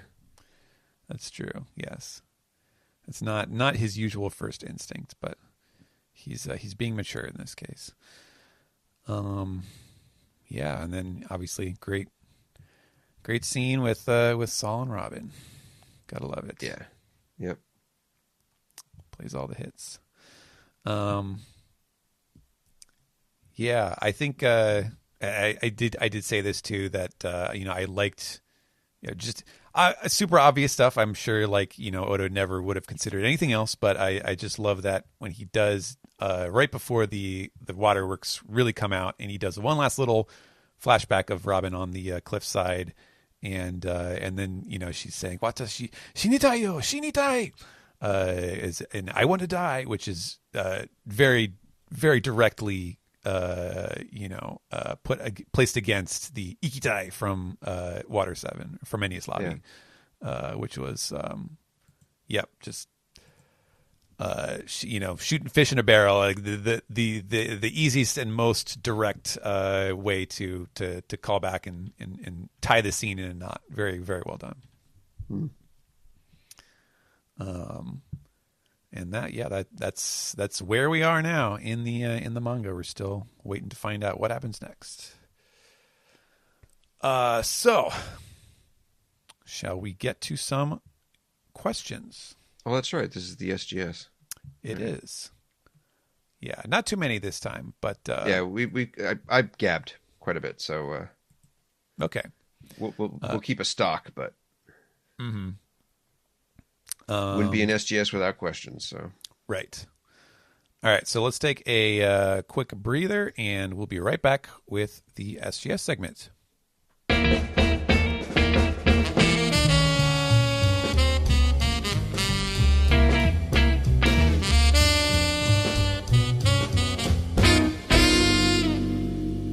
This is the SGS segment where we take your comments, questions, theories, and all that other stuff that Zach says on a normal episode. You can send your questions specifically to the SGS if you are a Patreon subscriber and you are on our Discord. You can get hooked up with the Patreon segment where you will see the channel SGS, and we will always make sure to read your questions. First one here comes from Straw Hat Rigby. Let's see. I have not read this question yet. I will just point out this was submitted on November 14th, so it was probably the day after our last recording. So if it is a little out of date, that is why. So Straw Hat Rigby says, hello. On the last SGS, Greg said that Oda likes to use the movies, the One Piece movies, as a way of getting some of his creative ideas that he knows won't make it into the manga out into the world. Obviously paraphrasing.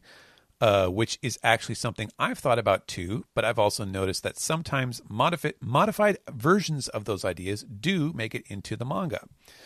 Dr. Indigo from Strong World is a very early version of Caesar Clown. They even have the same VA. And a character in Film Z has some sort of version of Green Bull's Devil Fruit. In Film Red, we got the Figureland name reveal for Shanks, and heck, even Uta is manga canon now. Which got me wondering, after Film Red introduced the interdimensional demon of Tot Musica, we only a short time after that got the Elders' magic ritual summoning and their true forms. So I was wondering, how likely is it that Oda used Film Red as a soft launch of the demons/dimensions idea, and that we will see a reveal in the story that there are in fact true demons and a demon world? Thanks for taking the time to read and answer this, and take care. I think we're probably both on the negative side of that. I don't think we think that there is an actual deal. Like, this is not going to be like a Dragon Ball where you have the Kami and his little magic world and the Snake Way and all of that stuff. I will say is that I would differ from you. I thought you were on that. Okay. And I would say that, is it possible if he wants it to be? And my answer would be yes. If he wants there to be that kind of thing existent, then yes, he can say, in my world there are parallel worlds, or there are demon worlds. Whether he wants them to interact with the real world is an entirely different issue. He might be playful enough to say that yes, they exist, but will they ever interact with one another? That I don't entirely know. Now, it is a good idea that bringing in the idea with these hellish creatures that Imu is connected to. I mean, obviously the elders, but there's some connection with Imu, right? Right. The first question is, are those the actual interpretations of those things? Like, the One Piece world this is such a complicated question. Sorry. I mean, it's really good. It's a really good first question, but where did Nika come from? Where did the idea of gods come from? Where did the idea of monsters come from? Like, they have the same concept of monsters and yokai and things that we do, but where did those concepts come from? Did the idea of, oh God, I don't know. What's that thing that Yorocho or something? Jorogumo? Jorogumo? Yeah. The Queen Spider. Yeah. Like, was the Jorogumo a real thing? Or did it come from the devil fruit? And if it did come from the devil fruit, well, then where did that akogare, where did that yearning for that kind of like to be able to become this ancient spider, like where did that come from? What came first, the monster or the devil fruit? Or the fruit, yeah. Right? Yeah, sure. So when you see the elders turning into these horrible hellish beasts that are based on real hell beasts in Japan, and I don't know, in other mythology as well. Yeah. Where are they actually them, or are they the basis for them in their world? There was some talk about like, can they swim or not? And it seems that they are able to swim. Of course, Oda can always have a sort of teleportation explanation, right? Because they have some sort of teleportation, and things got really messy with Mom because we assumed with after Moria, like even sea salt would mess up the synthesis of a fruit. But we see, who the fuck was it? He screwed everything up. Piddle Spittle was using his candy on the ocean, and the candy was made life by. So it's actually fucking like a double devil fruit, that did not that was not canceled out by the power of the sea. So that's where things got really, really messy for Oda. Yeah. Because if he wants to, he can be like, oh, they phase part of their body out of the water, and therefore that's why they can get out. I mean, he has the latitude to make those kind of explanations. So it's a very difficult question about whether we first believe that these creatures are the actual like it's not a devil fruit, they are the actual creature, or are they somehow zone related, mythological or otherwise. And then from that point, okay, if they are those real creatures, then did they just simply exist in our world?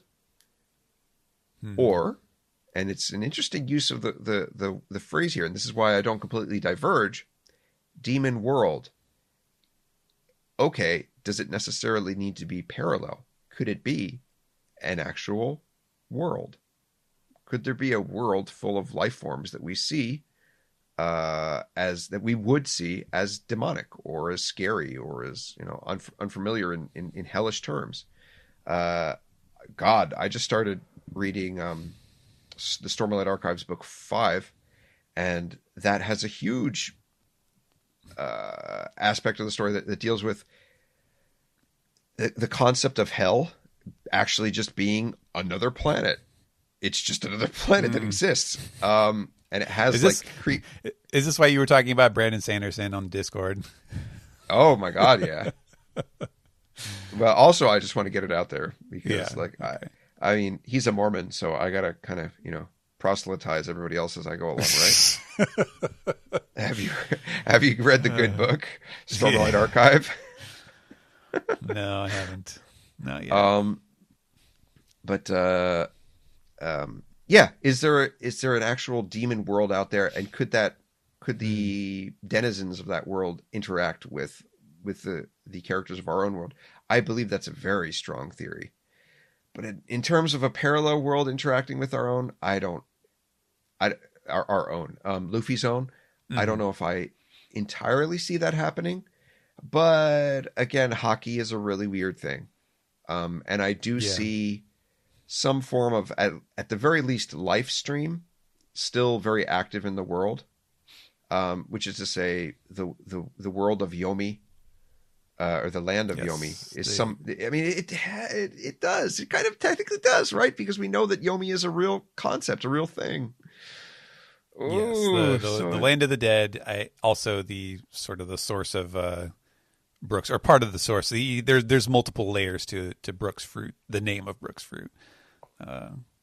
Yummy souls exist in One Piece world for sure.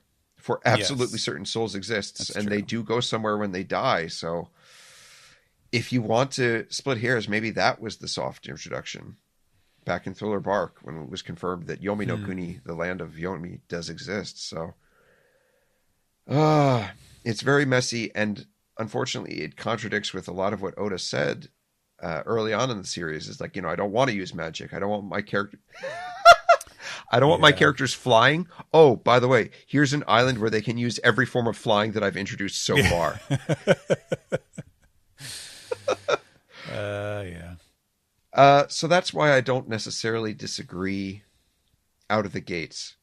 But as soon as magic, and I mean real sorcery magic, becomes a major plot point in the series, that's where Oda can jump the shark.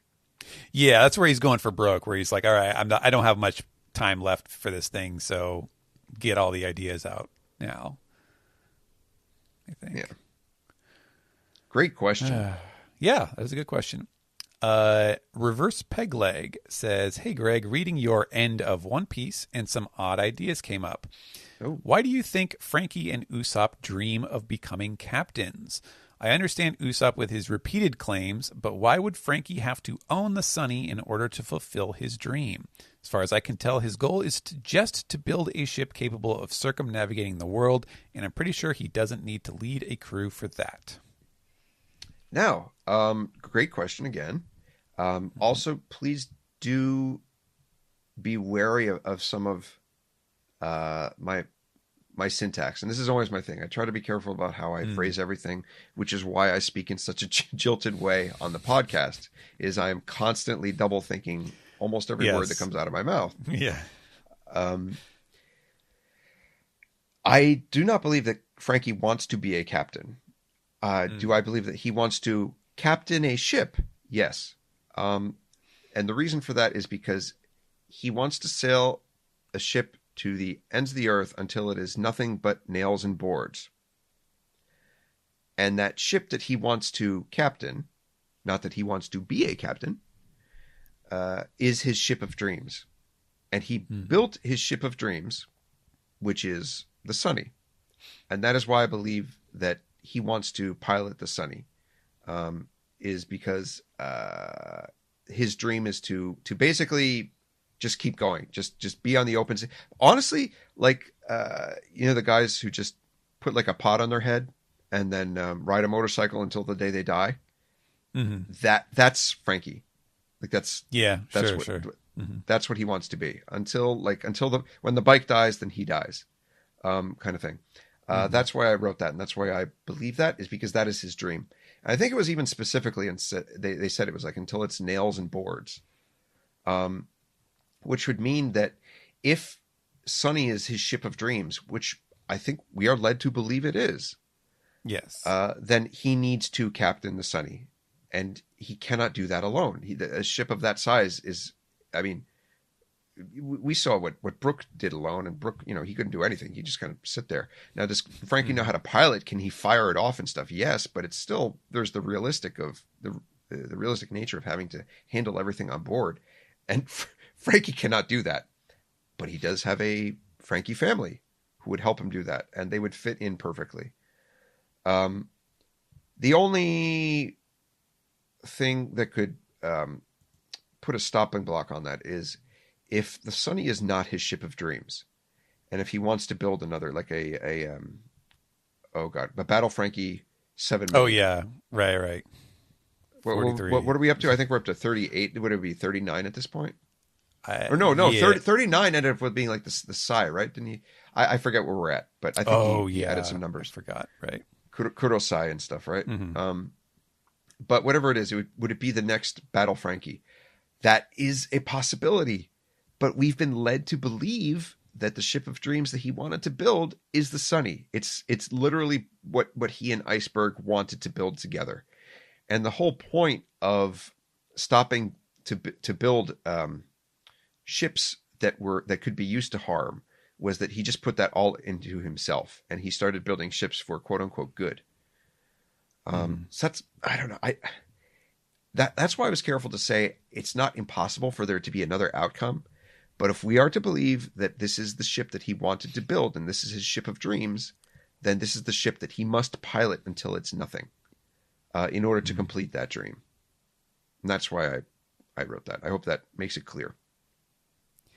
I think it's fair to say too that those extrapolations of the characters are things that Oda would depict, or arguably should depict, based on like a natural extension of the way that he has written them. But of course, there's even with Oda, there's no guarantee that he will follow through with some of that character writing. I don't know. It's possible that the end of the series is a chance for him to revisit and really knock out every last character moment that he ever thought of and wanted to do. But there's certainly, I think, a long list of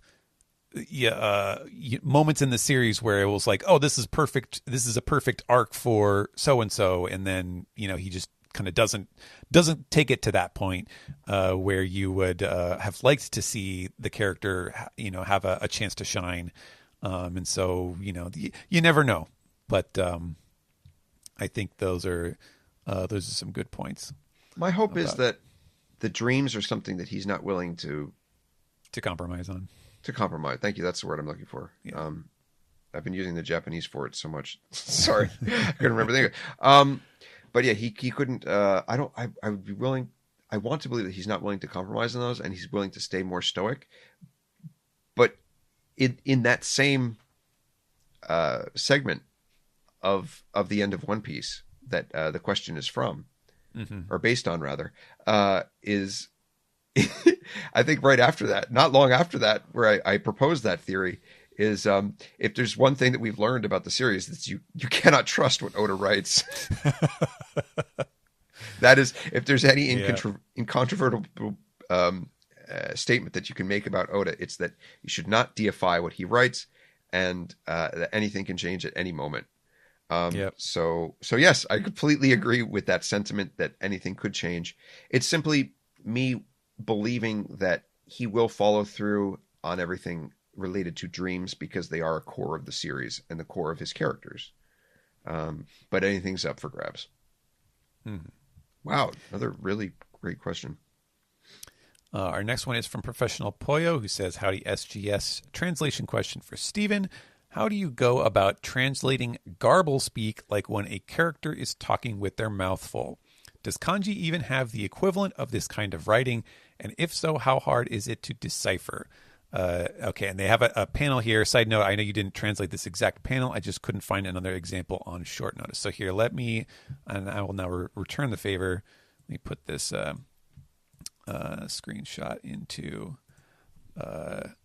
Facebook there. It's a panel of Luffy munching on, he's got at least one bone in his mouth, and he's chewing on a big hunk of meat, and he's saying, I'm glad I put them in my pocket. Which this looks like this is Water 7. This is Enies Lobby. Or no, okay. maybe not, because the meat doesn't look like. But he did maybe it's. Is it on the sea train? Water meat? Yeah. Is it on the sea train? Because Luffy specifically put meat in his pockets at Enies Lobby. Is this right after he beat Bluno? This might be right after he beat Bluno. Yeah. He's got the black vest on, so that's definitely because why he beat him and he was like, "Oh, woof, glad I'm tired." And I think that's right where he pulled out the meat from his pockets. Okay, I've got it open right now. So nice. Yeah. So for the question itself, how do you go about translating garble speak? So this is not a kanji thing. I don't think it would be very hard to do anything with kanji. With this, what Oda will do, and what pretty much any author will do in a scene like this, where a character's mouth is muffled and it's hard to tell what they're saying, they will usually use katakana, which is one of the phonetic writing systems that Japanese has, and it's specifically the one that is meant for loan words or sounds, at least in the modern usage of it. So pretty much like it's the way that, like, for example, like monkey D Luffy, like the monkey and the Luffy part are both written in katakana because they're just sounds. And so that's usually what an author will use in a spot where they're just like making a bunch of garbled noise. It depends. Obviously, in this example, Luffy is like it's the English is spelled in a way that makes it difficult to read, but it is definitely legible that he's saying, "I'm glad I put them in my pocket," because he's got a store of meat. But there will also be scenes where like it's not supposed to be legible at all. It's just nonsense, and so usually it's just kind of a feel. I mean, obviously it's a feel thing, and you're just like, okay, well, what's like a silly sound that is like this? Does it sound close to anything? Does it sound like specifically like munching, or is Oda like going really off the deep end with it and making it sound like not even eating sounds? So that can help determine, how ridiculous or how down to earth the attempted text is. And then every now and then, you wait 9 months, and then you find out in an SBS that actually he was saying something that you would never have guessed, and then you have to go and see if there's still time to change the line before the original volume comes out in English, which has happened once or twice, I think. I'm trying. Did you have confirmation on that scene, Greg? I am happy to announce it is chapter 389, right after he beats Bluno. Very nice. Well done. Yeah. So yeah, that's fun stuff. I'm trying to remember what was the specific case of. I think there was one instance where it was Luffy. What was he? Was he talking to Sabo? No.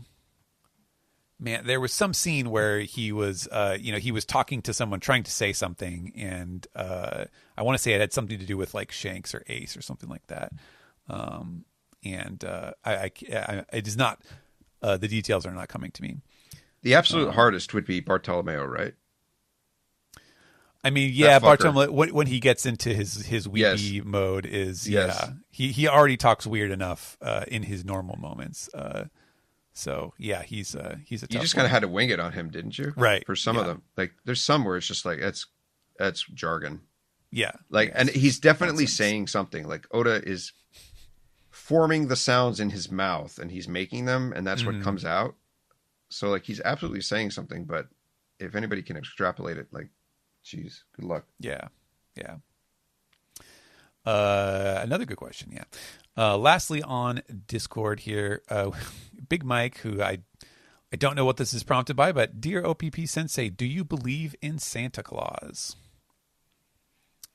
Yeah, I know I haven't, I still believe in, I don't know. I haven't seen him in, probably 25 years since my dad went out for smokes and never came back. I don't know why it stopped happening after that point, but that's it. What is it I saw recently? The 3 stages of life. You believe in Santa Claus? You don't believe in Santa Claus? Oh, okay. You are Santa Claus. You are Santa Claus, yeah. Yeah. And to that extent, yes, I will always believe in Santa Claus because I believe I'm a filthy pessimist. I'm a filthy optimist, and I believe in the goodness of people, and I do love giving myself and surprising and doing Santa Claus-y stuff. Very nice. The spirit of Santa Claus. Yeah.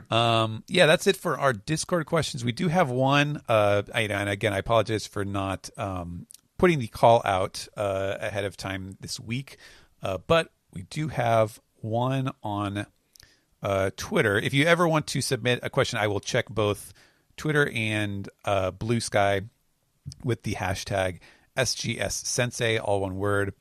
And we do have another series of questions from our friend B at Champagne Bala with his rapid fire questions. So first one, what island do you think Hinokizu and the RP are at? So Hinokizu being burn scar, or the man with the burn scar. RP, I'm not sure what Red Poneglyph, I guess. Oh, Road Poneglyph. Road Yeah. Poneglyph. Yeah. What island do you think they are at? I mean, does God Valley still exist? Is there still a land to stand on there? Maybe. I don't know.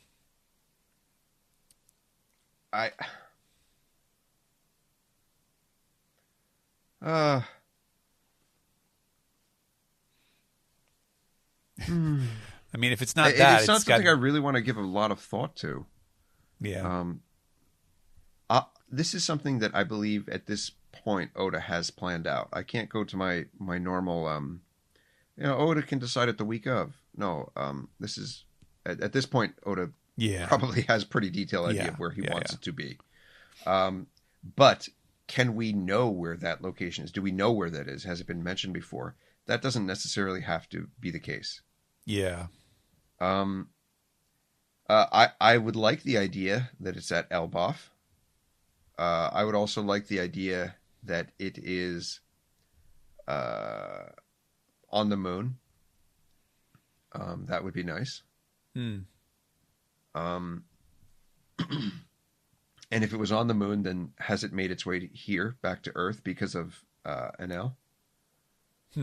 Or is he just satisfied there? Yeah. There are a lot where it is doesn't interest me so much as in how they will get there, and that's that's what I'm trying to think about is how would they get there. And I'm just, if you start thinking about that, then you have to think about where can they logically go from Elbaf.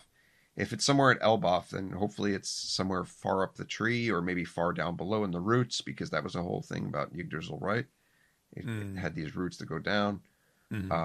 Do they have to go down to the core of the earth to find it? Like, that would be cool. That's another kind of in the opposite direction of the skies, but an equally interesting journey. Yeah, I mean, he has literally 3 stages of battle to deal with right now in terms of the bottom world, the underworld, the world, and then like Asgard or something. I don't know. Yeah, the astral world, as I called it.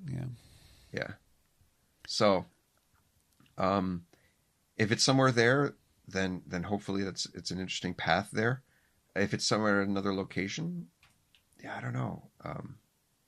It's this is a tough question for me to answer, or to, like you said, to get super into, just because we are so close to the end of the line that it's not like in years past where, you can think of half a dozen possible islands, places that have been mentioned that seem like they are likely to play a part in the story as arcs. And we're kind of running out of those right now. So, there's not a lot to go on, at least as far as existing places that we have heard of. And Oda's going to hold his cards close to his chest for places that he just doesn't want us to know about. So yeah. Next one: what devil fruit are you waiting for, and who do you think has it?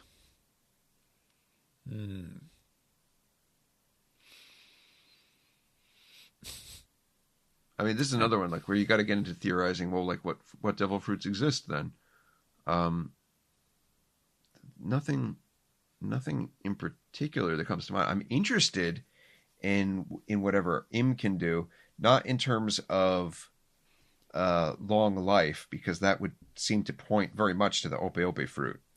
Right. But in terms of taking the life force of people he has invested in, again, another Brandon Sanderson reference. There seems to be some level of investiture that he puts into these individuals that work directly underneath him. And he can remove that at any point, which then seems to kind of Indiana Jones their body instantly into whatever age maybe they should be. So I'm interested in whatever that is. In addition to the teleportation. The teleportation is also... that is an extraordinarily OP ability. And how this one group of individuals seems to be able to control that in some form is very curious to me. Is that a devil fruit ability? I don't know. Does it seem like one? Absolutely. But if we are dealing with otherworldly forces, it doesn't necessarily need to be just that.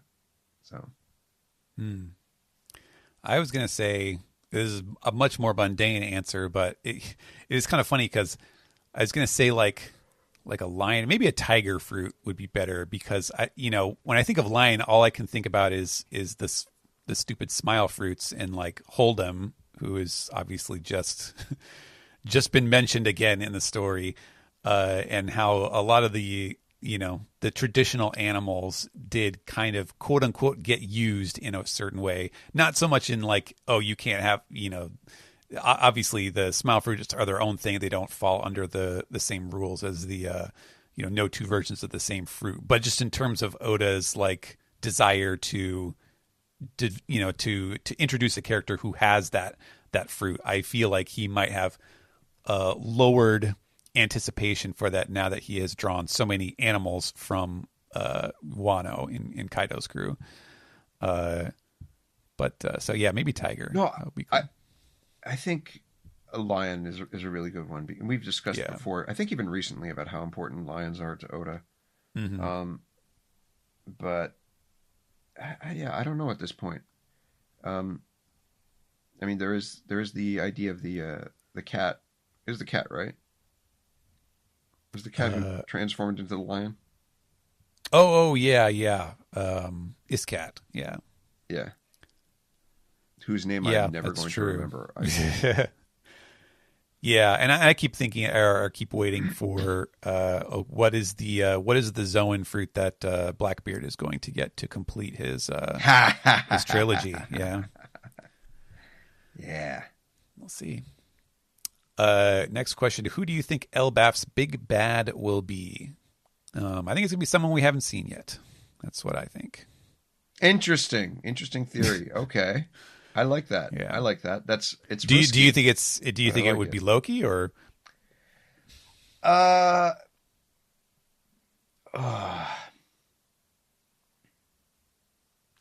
It's kind of hard cuz like I'm tempted to say that like with the way that Luffy was interacting with him, he didn't have the like the instinctual like, oh, this is a bad guy sort of thing, but that that may not necessarily be the case. I don't know if I have enough information to say that for sure. How closely is he going to stick to Loki or lore? Right. How much has he been influenced by Marvel? Mm-hmm. Because Loki, as the trickster, is never really your friend, but has a heart of gold that's hidden somewhere. Mm-hmm. Somewhere inside that greed-laden heart is a heart of gold. How closely will he adhere to that, and how much of a bigger bad does he want to appear?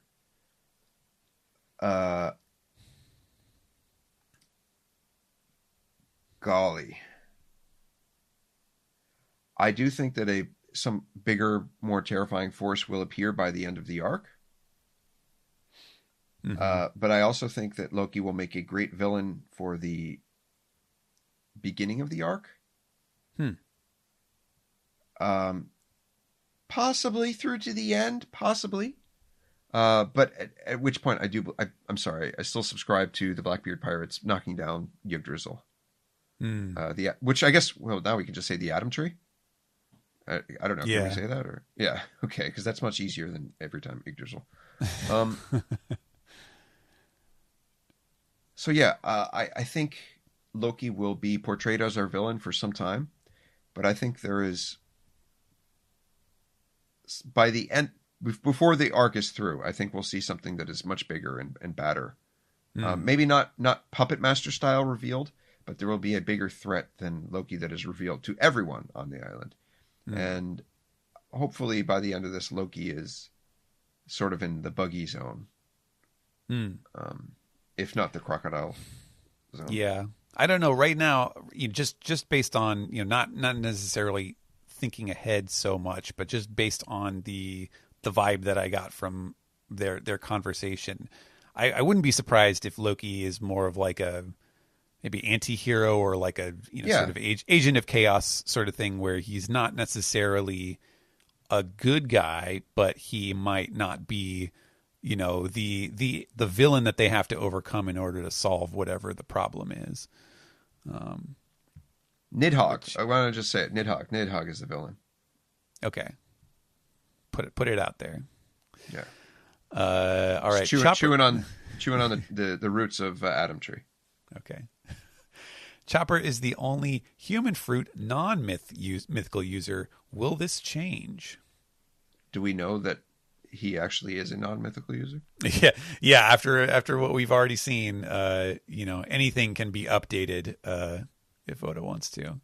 For fucking A. As for all we know, he actually is a Yeti, and that's why he stays hairy, right? Right. Sure.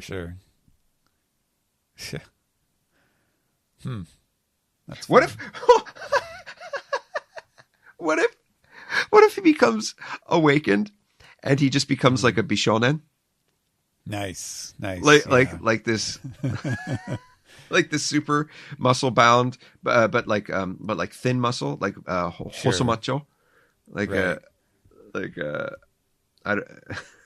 like it looks like he should be in Twisted Disney. Like kind of character. Nice. I like it. House Straw Hat. Yeah. Well, actually, and on that note, last question here: will there be a hybrid Nika form? Which that just makes me like, is that just like a not as cool looking Gear 5? I mean, it's not really that different from Luffy's regular look. He just has, you know, funkier hair. Yeah. Like the whole Nika thing really throws a wrench into Oda's whole thing, because it's like when you get a devil fruit, you should be able to change into what you get, right? So like, is Gear 5th, should that really be counted as awakened? I mean, yes, it is. But going by his rules to this point, like when Kaku turns into a giraffe, he turns into a giraffe. Like technically, Luffy's base form as a human that stretches that is his, what was the term again? Mixed form? Hybrid form, yeah. Hybrid. That is his hybrid form, because he can do all the stretchy, goofy stuff, but he still looks like a person. Right. The it's funny thing unfortunately very messy. In Japanese, it's what is it? Jinju kata, which is like person beast, and that's what the Viz translation is: man beast form. So it is kind of funny to consider that like the beast in this case is like a human. It's not a wild animal. But yeah, I'm sorry. That whole concept really does not work well with Oda's lore. And it's kind of really the big reason why. Sure, maybe there were more ideas for Nika was probably established earlier on, like this concept. But how it comes off is just, it's he shouldn't. Based on every other zone devil fruit, awakening your fruit should be awakened, and just changing should change him into Nika. He should not have to be awakened to turn into whatever his devil fruit is. It's very messy. It's sad, but oh well. Yeah, that's what we got. Yep. All right. Well, that is the end of our questions. That'll be the end of the SGS segment. As I said before, if you would like to ask your own questions, you can either do so as a Patreon subscriber on our Discord, or just use the hashtag SGS Sensei, and hopefully I will find it. So thanks for all your questions this time, folks, and I think we will round this one off. Alrighty.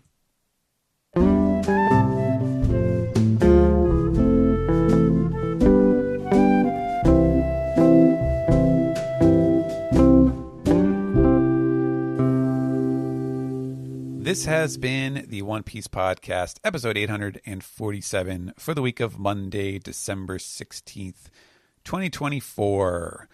The holidays are upon us, and we've got breaks ahead. We should have a chapter next week. So look forward to that. That's going to be the first of the double issues that Jump always has during the holiday season. So everything will be off after the week after that. I'm not really sure what the podcast's plans are as far as what we're going to SGS, far as the eye can see. We'll see. Like I said, it'll be dependent on scheduling and if we got enough stuff to talk about too, I'm sure. But as always, Greg, it is a pleasure to catch up with you and to talk for a few hours. What's going on with you? What do you have to plug? Where can people find you? We got the end of One Piece over on OnePiecePodcast.com. Oh, yeah. And my columns are starting up again. So you can find those on the official One Piece portal site, one-piece.com. 201 is ready to be published, and 202 was submitted yesterday. Nice. Back to the grind. I also, yes, it is. Also writing for V-Jump. And on the One Piece official YouTube channel, it will probably be taken down at some point, but it's up there for now, is a 2-part kind of review of what makes One Piece special to fans around the world. That was my 200th column celebration for the One Piece website. Yep. Very cool. I'm on Twitter at Ochimusha108. And don't look for me anywhere else, please. Okay. Nice. Yes, and you can find me over on Blue Sky at stephenpaul.bsky.social. And as always, you can read One Piece, Akane Banashi, Shoha Shoten, and eventually, we're getting closer. I don't want to give anything away as far as dates or whatnot, but when I started working on this series, the plan was always to eventually we will be having simulpubs of a Trillion game, which I've been working on. That is a very popular. I know they've been doing live action versions of that in Japan. I don't know if that's a Netflix show or whatever. But that was also recently animated. That's a manga from the writer of iShield 21 and the artist of all those old classic Gekiga like Crying Freeman and Sanctuary. It's Whoa. a very interesting combination. If you've not heard of this story, it's about two guys in Japan who want to create the world's first $1 trillion company. And so it is, there's a lot of, Gordon Gekko, Wall Street in there, for the modern era. So if that sounds entertaining to you, which it is very much an entertainment first, kind of manga. I've been working on it. The volumes have started coming out, from Viz. That is the fourth of the 4 series that I'm currently working on with them. And at some point in 2025, we will have Simulpub going up for that as well. So look forward to all that. You can find that on Shonen Jump. Well, actually, I'm not sure where Trillion Game will be, but all the other stuff is Shonen Jump. So you can find it on the Shonen Jump app or the MangaPlus app or website or wherever you happen to check out these stuff. Well, Stephen, it says 2 old friends go into business together. One's a master communicator and the other's a great engineer. Their goal, to make $1 trillion. You're a great translator and I'm a great video game player. Let's make this happen. All right. Yeah. I've heard that Sony is buying all the video game companies. So and yes. And Kadokawa. So exactly. Yeah. All right. First, we just got to buy Sony. Together. Yeah, exactly. Oh boy. All right. Yes. Well, anyways, it was once again, it was a pleasure talking to you, Greg. As far as the podcast is concerned, you can find us Mostly posting on Blue Sky as well at onepiecepodcast.com, I believe is the username that Zach has set up. We are still on Twitter, obviously, but it is more of a maintenance mode. Kind of put it on the back burner there. Most of our interaction is on Blue Sky at this moment, or you can check out our Discord as well. You can send your comments, your piece together stuff, all that good stuff. And we will see you again next week on the One Piece podcast. My name is Steven. My name is Greg. And you guys are looking great. See you next time. I'm telling you, the Greg and Steven concern. Got nothing. All right.